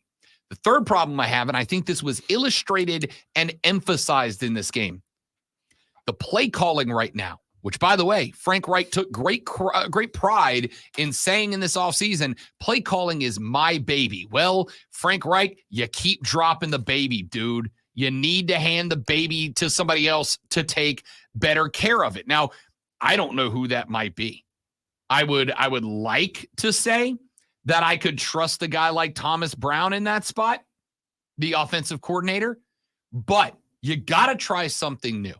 There were primarily 2 spots that I have an issue with. The first is I look at first downs for the Carolina Panthers. They have run the ball on first down 55 times this offseason. over 32 of those, I don't know the exact number, I just know it's over 32, have been center runs, off center or off guard. Those runs are going for less than 2 yards a pop. And Frank keeps going back to the well. Unfortunately, Miles Sanders is not the guy we thought he was, all right? He had a big payday. He went to the Super Bowl with Philly last year. They brought him into Carolina, and they expected him to be a breakout running back one. Unfortunately, he has not been. Now, much like with BY, I will put a huge chunk of that on the offensive line. It is hard to get more than 1.2 yards a carry when you're running into more defensive players than into offensive blockers. Yeah, that's a big problem. It's got to get fixed. But at the same time, much like I've said with Shane Beamer and the Gamecocks, you have got to call plays around your weaknesses, not into the teeth of it. And it feels like Frank keeps calling into the teeth of the weaknesses of the offense. Like, we're going to do this, damn it, no matter how many times it works. He's a dude who keeps running into a brick wall, getting up, backing up, and doing it again. Dude, run around the brick wall. Go over the brick wall. Figure out another way to get beyond the brick wall because you keep going face first into it, and it's accomplishing nothing for you. Third, the clock management at the end of that first half. Carolina had more than enough opportunity to put points on the board. But what did we do? We watched this team take a play with 34 seconds on the clock when it was done and run that clock down to 12 seconds when they had 2 timeouts. 2. Now, I'm not saying you needed to burn both of those timeouts on the next 2 plays. I am saying if you weren't going to burn a timeout, you either have a play ready to go so that the offense can get on the ball, snap it, and take off, or you call the timeout. But you do something there because you went from 34 seconds on the clock down to 12 seconds on the clock and had 0 to show for it except a pair of timeouts that, and this turns out to be true, don't count for points when the whistle blows. The play calling has been atrocious. The offensive line is hot garbage. The best receiver is a 33-year-old, 6-foot-tall possession wide receiver. And on top of all of that, when your offense is in a spot where you have so many issues and it's creating a lot of 3 and outs, it's creating turnovers, I don't care how good your defense is. They're going to be exhausted. So I think this is one of those spots where, sure, it would be very easy to blame Bryce Young. It would be very easy to look at C.J. Stroud and go, uh-oh, we picked wrong. But what C.J. Stroud brings to the table is an immensely high physical ceiling. The guy's a special athlete, no doubt. What Bryce Young brings to the table is what Drew Brees brought to the table. Sure, he's not your prototypical player. But Bryce Young can put anybody in the blender by making the right reads, making the right adjustments, and making the right throws. And we have seen sparks of that. Not a lot, but we've seen sparks of that. The problem is for that style offense to work, you got to have somebody down the field. You got to have an Olave. You got to have a Godwin. You got to have somebody who can get down the field, pull a defense with him, and open up spots for Bryce Young to see. When Bryce looks down the field and he's looking at a cover 2, but the safeties are 12 yards off the line because nobody's running deep on us right now, or at least nobody that's a threat, then the windows for him to throw into are microscopic. And I don't care how good you are. That's nearly impossible at the NFL level. The issues that Carolina is having right now are not Bryce Young. They're not. If you throw up 7 brick walls and say, get to the other side, and the best you got is he's too short, that's not good enough. You're ignoring the brick walls and saying, oh, he should be here. Right, but there's 7 brick walls there. Who cares about those? He should be there. That's not how the game works. Not how the game works. Lonzo's the greatest producer in the history of radio. But if I took a hammer to all of these computer screens before the show started and then blamed him for us having a bad show, he'd probably be pretty upset about that. Damn, son, that is one compelling argument. I know it is, Ron. Thank you. It's not that I don't understand your perspective. It's just that your perspective is dumb. No. That's the best context you've used that clip so far. Trying to use that because I would like to make it past one morning show. Everything you said, I think is wrong. And it just sounds like you're being a Bryce Young apologist. And I'm coming at this from a Panther fan perspective. I know you are. I absolutely am. And I am, as always, the voice of the people, the people's champ, the guy who speaks for the people who are listening right now, and it's mostly Bryce Young's fault. Now, if you were going to blame anybody other than Bryce Young, Mr. Tepper would be the guy to blame for pulling the trigger on some of the things that you talked about. Frank Reich being the wrong guy. Well, Tepper's the one who did that. He's also sure has a great hand in trades, and the trade they made to trade away their first round pick, and now Chicago's going to get 2 first round picks, and they're going to get really good players. Chicago's still going to suck, but still, it's like you're saying Bryce Young can do no wrong, and you're making excuses for him. And when you said he looked down the field and saw cover 2, he can't see down the field. And there's just a lot of things. I was told that this guy is smart. This guy can figure it out. That this guy this play is wrong. Maybe he said this play was wrong because they don't know how to write the right plays, according to you. So it's easy to correct that. Bryce Young is not the guy. This is not. We've got it. It's a small sample size. Yes, it's 4 games. You're right. That's a quarter of the season gone. Do you see there being an improvement? No, I don't. But you'll blame the coach the whole time instead of talking about the deficiencies of the guy who's back behind center, who can't seem to do what he was brought in to do. Like I said, if I smash all your computer monitors, you're going to have a bad day as a producer. Is that because you're a bad producer? Obviously not. You've won like 67 Crystal trophies. You're very good at what you do. But if I ripped all these monitors off the wall and then I came on the air and I went, well, ladies and gentlemen, we'd have a better show, but Lonzo's a bad producer, you would kick my ass. I got to tell you, I've been in those situations where everything went down, was still able to succeed. You know why? Because I'm good at my job. You know who's not good at their job? Bryce Young. He would fail because, and as pointed out in the stream, you're trying to say that all the situations have to be perfectly right for him to do that. While Stroud and Richardson are put into similar situations and they're able to succeed because of their talent, not because they're so much smarter than everybody else, but because of their talent. And it's not about, everyone around us is really good. No, they're making the talent around them better. Bryce is not. Okay. There's a few things at play here.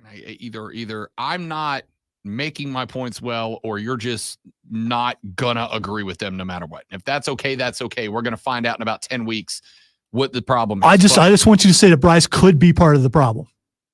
I think you won't do it. You won't do it. I think Bryce Young has been set up in the current iteration of the Panthers to fail. I want you to know, I don't think CJ Stroud. You know who was set up to fail? We were in the 9 to 12 slot. What did we do? We succeeded. We won an award, and now we are in the prime slot, the place that we wanted to be. Okay, they're being supposedly set up to fail, but then you persevere, you overcome, you show true grit, you show what you're made of. You don't let people come on and make excuses for you when you should be out there doing what you were brought in and what you get paid to do. Bryce Young was set up to fail in the current iteration of the Carolina Panthers. The best weapon he's been given should be the 3rd wide receiver option, not the 1st. The running back that was brought in because he was the hot hand on a Super Bowl run that happened in Philadelphia that, frankly, he had a hand in but was nowhere near the top most important piece. He's got a head coach that doesn't understand that timeouts aren't worth points at the half, so freaking use them. And don't burn 22 seconds in a game that if you go even just get a field goal feels dynamically different than it did in the second half. And on a team that, because the offense can't get anything going at any point because of the play calling, the defense is freaking exhausted. Bryce Young was set up to fail. This is easy. It's like I've said in the past. Kyle Busch is one of the best race car drivers in the world. But if I put him in Talladega and I put him in a 93 Toyota Corolla, he's going to get his ass whipped. And if he goes out the next day and goes, it's because I was in a Corolla, not a NASCAR stock car, Lonzo's not going to go, well, if you were really good at your job, you'd still win. No, you wouldn't, because you physically cannot do it in the equipment that you're in. It's impossible. The situation he's in right now, I don't care if he is Drew Brees. You can't win with the current iteration of the Panthers, but the goal was never to win this year. The goal is to win next year. All right, Rob, let me do this in a calm demeanor. coming into last night, watching the game last night between the Jets and the Chiefs, they talked about who the worst rated quarterback in the league was. And the worst rated quarterback in the league is a guy who plays for the Jets. The second worst rated quarterback in the league was a guy who plays for the Panthers. I would say after watching that guy play last night for the Jets, I would, at least for now, rather have him as the starting quarterback for the Panthers. You're insane. You're insane. If I put Zach Wilson into Carolina, not only would they be where they are winless, it'd be worse. If I put Bryce Young in with the Jets, with Breece Hall, Garrett Wilson, Alan Lazard, Randall Cobb, and Tyler Conklin, Bryce Young would be at least sitting on 2 wins right now. No, he wouldn't. Yes, he would not. would. He absolutely would not. He would not. And somebody else would be on New York radio. They wouldn't make an excuse for him. They would talk about it's got to be at least part his fault. I'm not saying it's not. I'm not saying it's not part his fault. You still haven't. You still have it. Okay, it's part his fault. Thank you. All right. I can because he's. If this is my last games. day in life, at least I got you to do that. He has played 3 NFL games. 3, and you're asking him to be a Hall of Famer after 3 games. No, I'm just asking him to improve week to week, and he's not doing that. Well, I'll tell you what. Kyle Busch in the Corolla isn't going to win. Does that make him not one of the best drivers on planet Earth? You know what? Here's what I'm not going to do. I'm not going to situation. throw out an analogy towards you about something that I'm not into, so I can't really argue the analogy. That's just messed up, man, and it hurts. It really does. I don't know what else I can say. I really don't. If you can't look at this Panthers team with the clock management that is as atrocious as it is, if you can't look at this team with Adam Thielen as its number 1, if you can't look at this team with Miles Sanders and the inability to run the ball at all, something that Bryce Young has nothing to do with, and see that he is driving a Corolla in the middle of the Daytona 500, I don't know what to tell you. I really don't. Let's take a break. We'll come back. We got 37 minutes left in this particular radio show that started at 6 a.m. for those of you that just joined us. Hi, we're Rob and Lonzo. We're the best damn sports talk morning show in the state of South Carolina, if you ask us. Or the South Carolina Broadcasters Association. Oh, yeah, them too. They also said that. You have a trophy. I got a piece of paper. We have 2 trophies. No, you have 2 trophies. I have a stack of paper. And the fan upstate.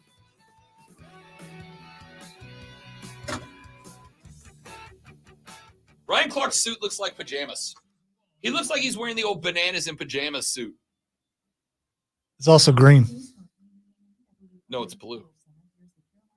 Is it? Yeah. Do you see blue? It's green. I see green. All right, now I see blue.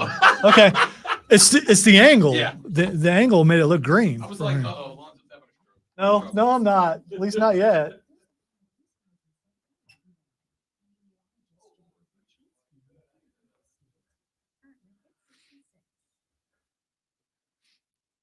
See? Trey gets it. That's exactly what I'm saying.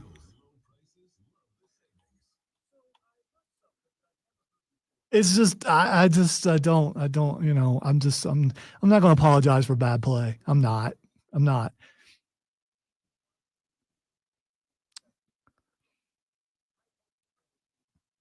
And so if stats matter to the nerds, which to the sports nerds, then that means Zach Wilson's a better quarterback than Bryce Young.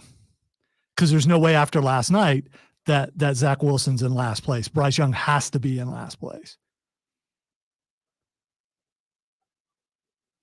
And if he's not, then Rob is actually writing those stats. Listen, Kevin, the screen is turned sideways and it will cause certain colors to not show up. Whereas when you're looking at a screen properly, like you're supposed to, straight ahead, you will see all colors.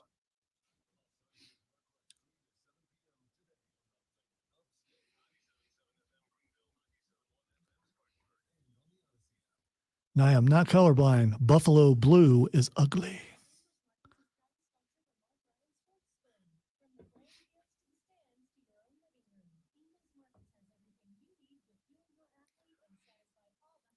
And we're seriously fighting. You know how I know that?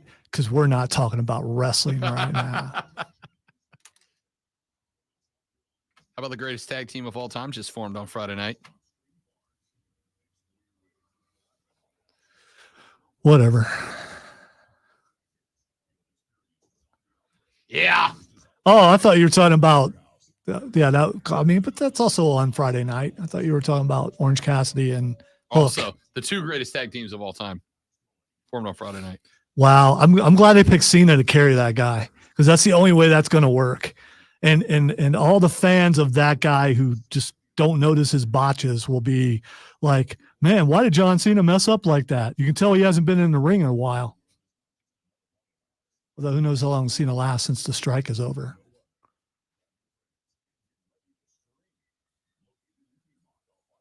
Do they play each other this year, Kevin? If they do, Kansas City will win by 1 because that's what they do. It won't be a butt whooping, but to you it'll feel like one. Chiefs Bills on December 10th. Can't wait. 4:25. Whatever, Zach. I watch that game, but it's about my bedtime now. Yeah, it is. Cena is not overrated. He is the greatest of all time in WWE, the greatest champion. There's no champion better. No one's won more titles in WWE, world titles, than John Cena.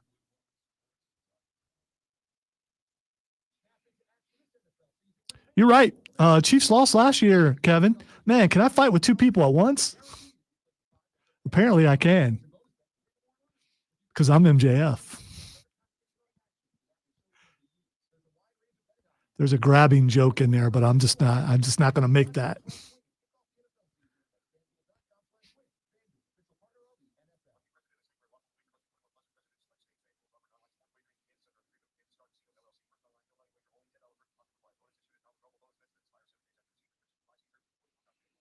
Yeah, that never worked, right?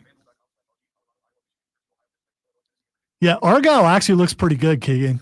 It does. Although the internet was in, I think, how do they say it in today's terms, in a tizzy? Is that in today's terms? Yes, because they did not like someone's hair. I had to tell my wife who that was. That's not Superman. Yes, it is. His hair is just like 3 inches tall.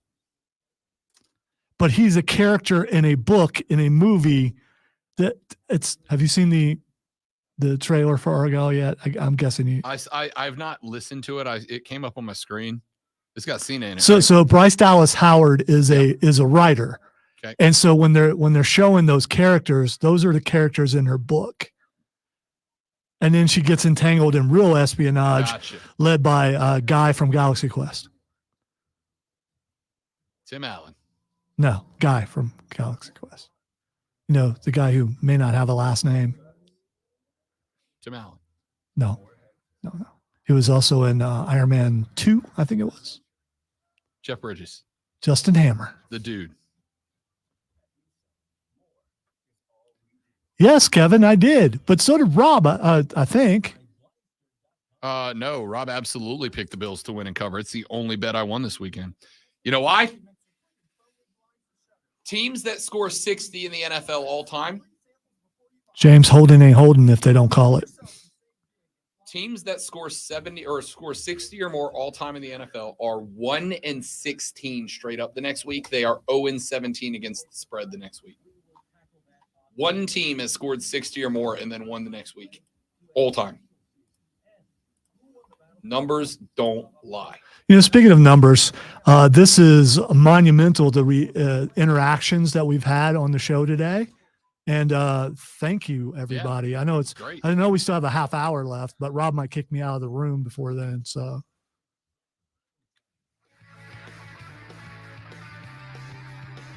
hey, it's Rob Brown time with Lonzo. Yeah.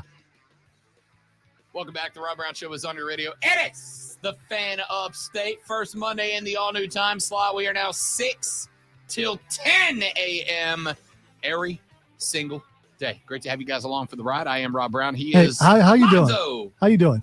You all right? Headache a little bit. I'm not going to lie. Yeah, me too. But I think it's because we were fighting a little bit. That's because, we're not going to hug and make up. Although there's only one person in this building who I've ever hugged, and that would be Rob Brown. That is correct. Yeah, but that was forced.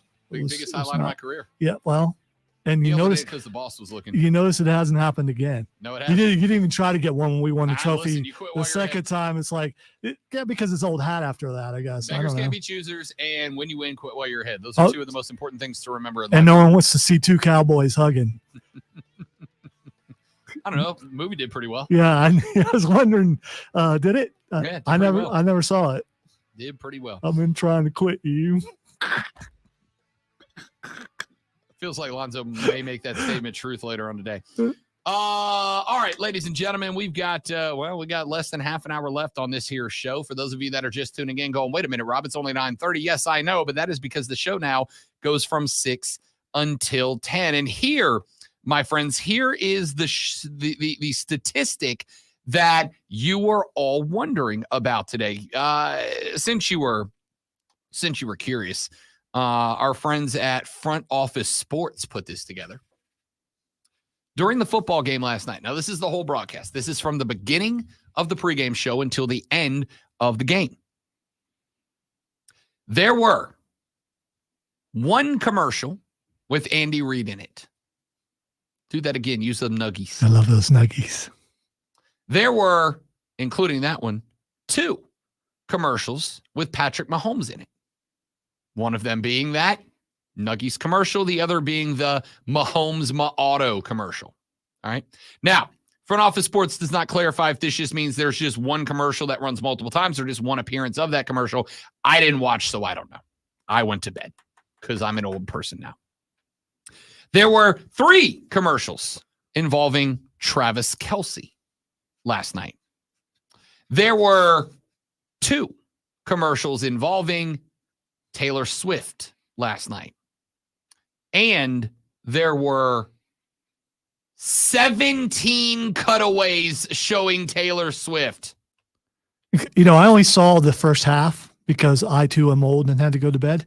But one cutaway, I wonder if they counted it because it just briefly went there and it was after an interception and they cut back really. I mean, it was like a second or less. So I guess you count that as a cutaway. Yeah. I mean, it's you cut to her and then Even cut away. if it was accident, it seemed accidental. 17 cutaways. And I'll tell you what blew my mind.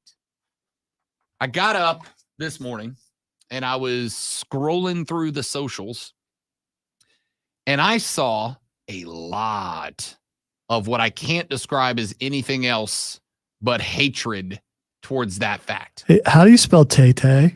T-A-Y, capitalize both T's. I knew you would know. Okay. Tay-Tay, hashtag Team Tay-Tay. Listen, I said it last week. I'll say it again. I like Taylor Swift. I think she's a great artist. I think she has relatable songs. Are they a little cheesy? Sure, of course they are. But I think she's got relatable songs about love and heartbreak, things that all of us have been through, about finding yourself, about becoming your own person. I think they're great. I think they're relatable. They check out. And especially if you are also a teenage girl or apparently a 38-year-old man. She resonates. All right. I think it's fine. I think she is. I don't think she is. I know that she is the biggest entertainment act currently on the face of planet Earth right now. And I think if you go just by dollars and cents, she's arguably the biggest musical act of all time. If Patty Mahomes has one more game like that where he looks like that, they will make sure she doesn't get in to the next game. Out. But I saw people, including, and I told you, we're going to have him on the show later this week, Mike Johnson, who is the former Atlanta Falcon, former Alabama Crimson Tider, big football dude, and the host of this same Drive Time Big as slot. in big. Yeah, he's 30 boy. Okay. All right. Yeah. He is also the current host of the morning show on 92.9 The Game in Atlanta, Georgia, and he's going to come on the show at some point. We may have to record it and run it back, but he said he'd come on.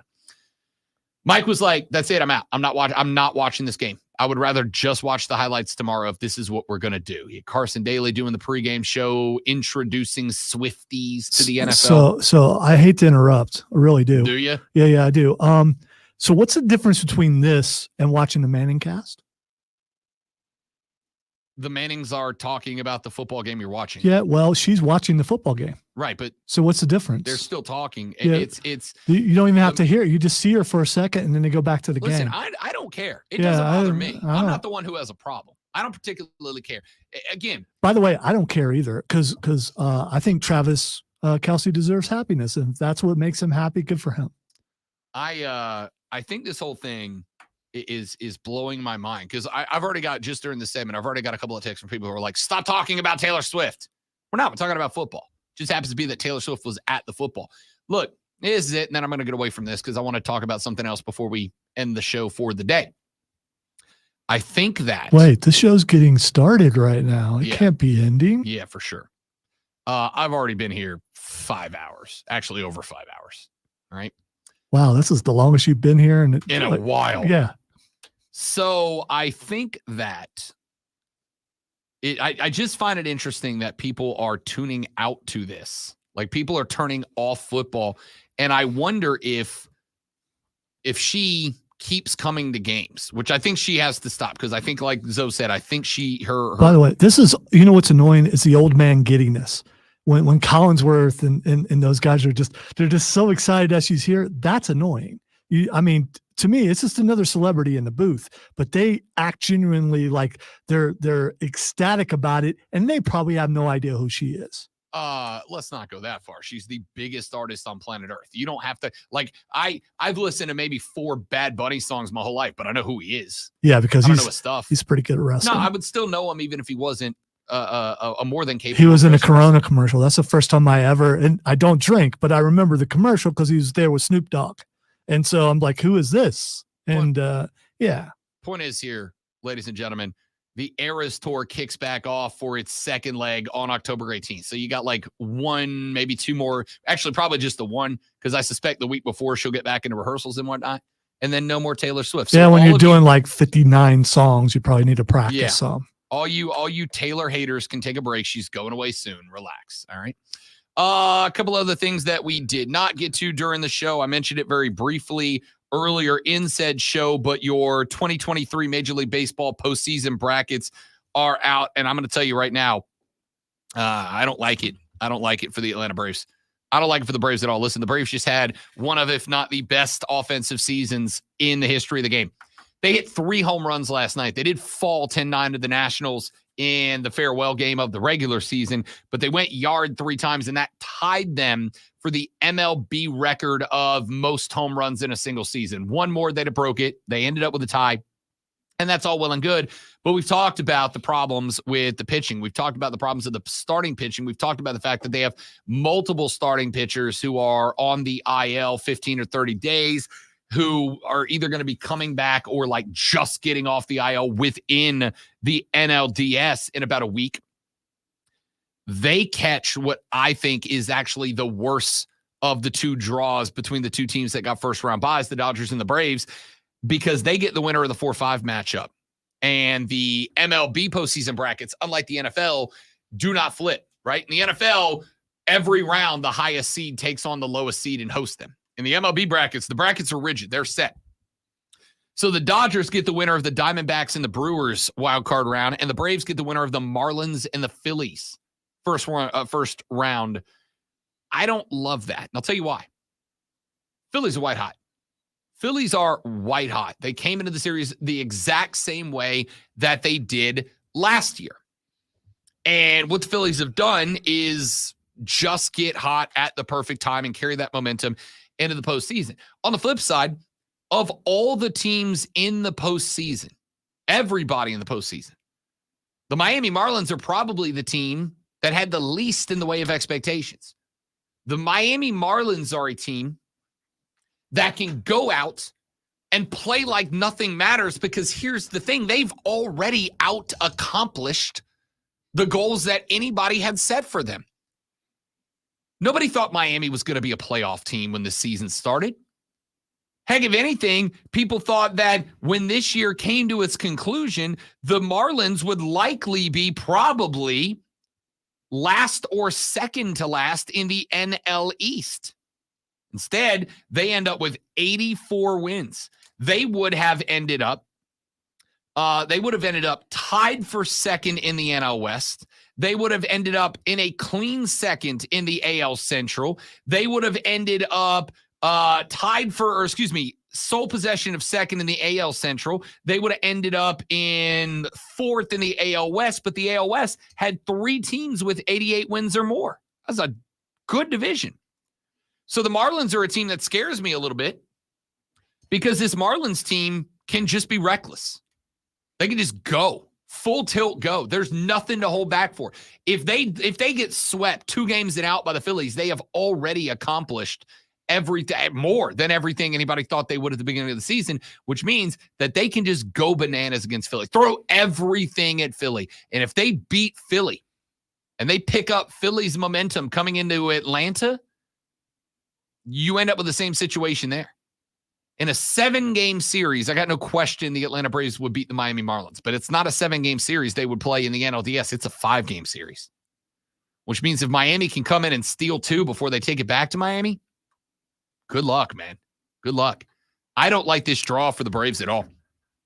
I think the Atlanta Braves caught the most difficult possible scenario in a run to the NLCS. And keep in mind, no matter who they get, Miami or Philly, either way, an NL East rival. Either way, a team that knows them exceptionally well. If they get out of that, who's waiting for them on the other side? Oh, just the Dodgers. Just the Dodgers. Just the team that in a very good National League West also won 100 games. There are 3 teams in America that won 100 games this year. The Braves with 104, the Dodgers with 100. The only team in the American League to get to 100 game are the Orioles, who got to 101. I don't like this setup for Atlanta at all. I think you are in a dangerous predicament because if the bats for Atlanta go quiet in the least, then the other 2 teams from the East could end up being a major, major, major problem for them. Wildcard round starts tomorrow. That includes the Phillies and the Marlins. As we mentioned, alongside them, you've got Arizona taking on Milwaukee in the opening round over in the American League side. Toronto is going to beat the Twins, and Tampa takes on Texas. That might be the best opening round series out there. We'll keep an eye on all of these games as we move forward. Ladies and gentlemen, 6 till 10 a.m. every day moving forward. It's the Rob Brown Show and the Fan Upstate. Andrew showed me how to do it last week, and I already forgot. So I want to make, but it's not something that I want to mess around with if I'm not sure. So I understand. Yeah. Just actually say yes, really, actually, the application. And then you just start. Be right back, guys.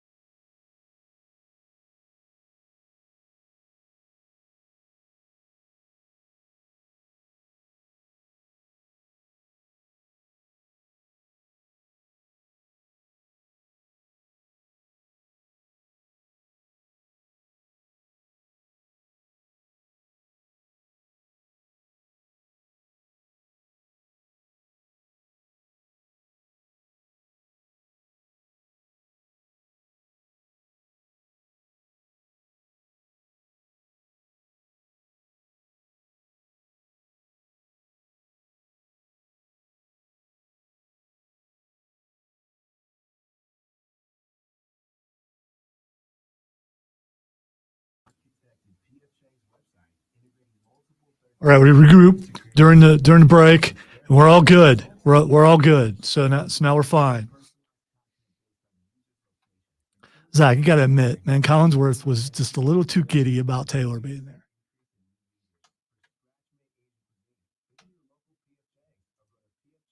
But maybe he got a chance to introduce his grandkids. I guess maybe he has grandkids, Collinsworth? I have no idea. His son's like on there. He looks pretty old too. So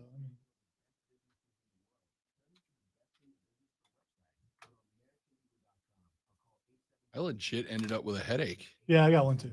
But it's sinus related. Been getting them every day around this time. It's because of the change of seasons. You may be having caffeine withdrawal though. I've had 2 Monsters and a Coke Zero. Oh, I thought you had 3. My bad. What's your normal during a show? 2. Is it? Okay. So that live last hour.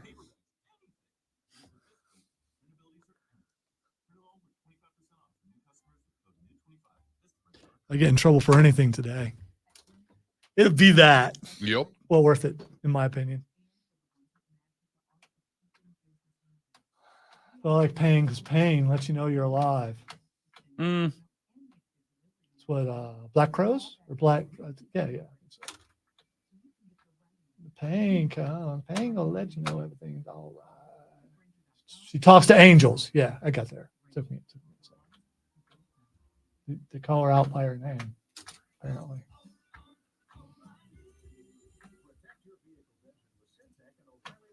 She never mentions the words addiction or the word, because I guess it's one word.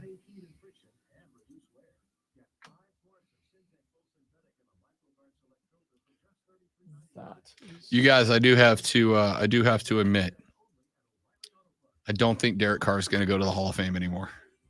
Wow. I know. Wow. I know. Man. It hurts to come off of that. It sounds like that. It's not good. Oh, no. Oh, no. We had a good run. Dudes, we made it through one. We had a good run. We made it to one. No, this wasn't even although this is not a stopover. It's let's have a meeting. Stopover, I think, is worse than because stopover usually means more work or you're in trouble for something you did.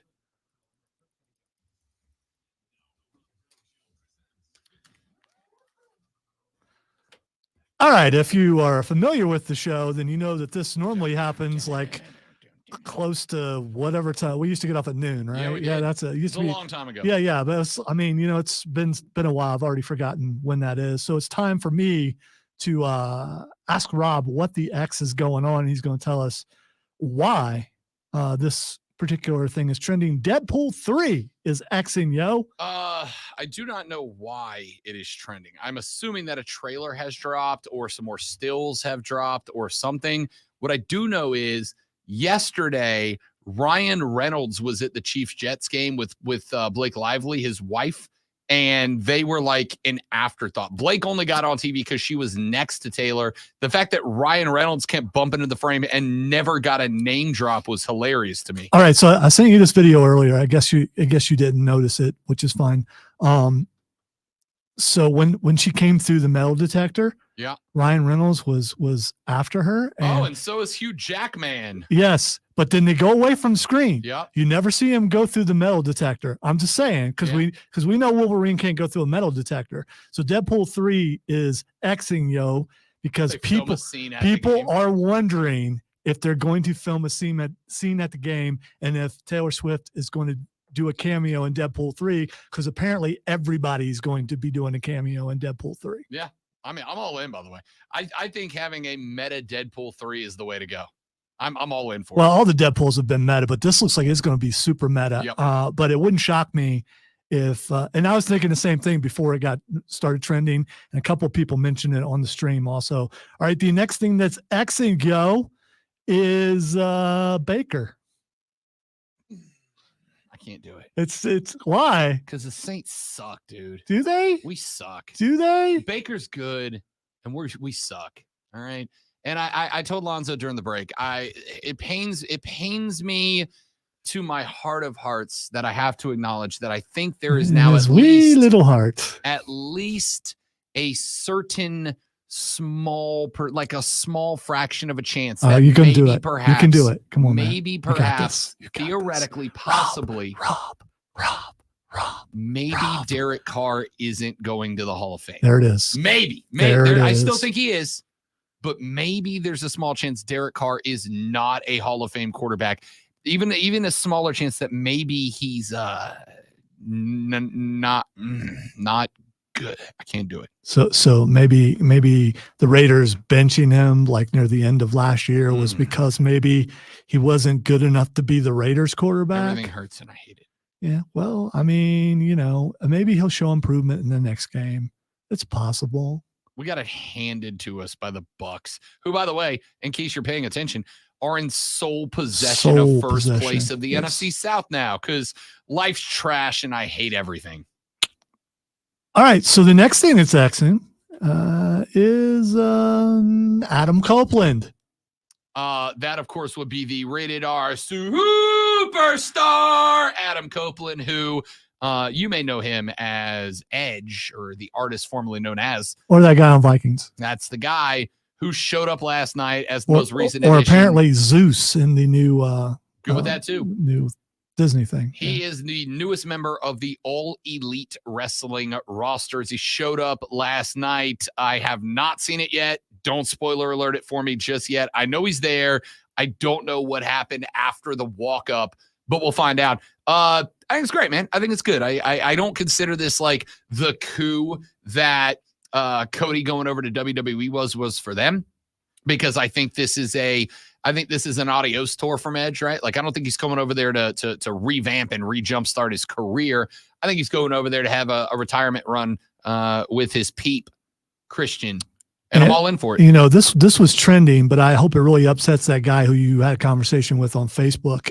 If he's still here, maybe. So that's wrestling more than once. You know why? Because we talk wrestling all the time, and you probably have heard it, and you don't realize that it's actually because of wrestling. There's some other guy on the station who has the same problem. And finally, the last thing that's Xing is Toy Story.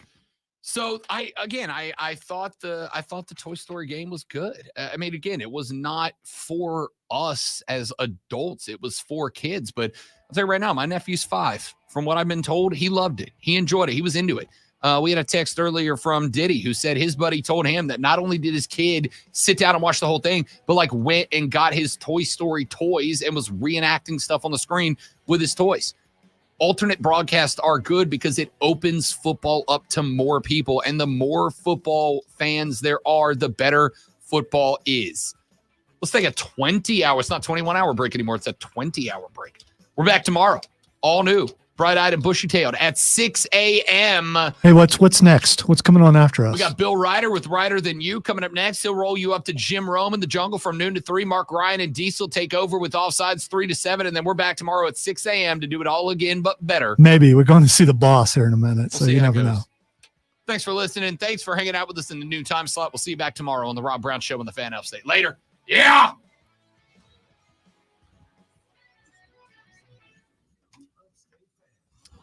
All right, guys, we have been summoned by the big boss down the hallway, so we are going to take off. Sincerely, I hope you enjoyed it. Thank you guys for hanging out. We had more average viewers at any given time today than we have ever had on the stream. Lots of interactions. That's Thank awesome. you, guys. Great interactions. Great ton of texts on the texts, day. too, by the way. Yeah, killed it. So that's what we needed. That's what we wanted. We appreciate it. Come back tomorrow. We'll do it better. Have a great one. Goodbye.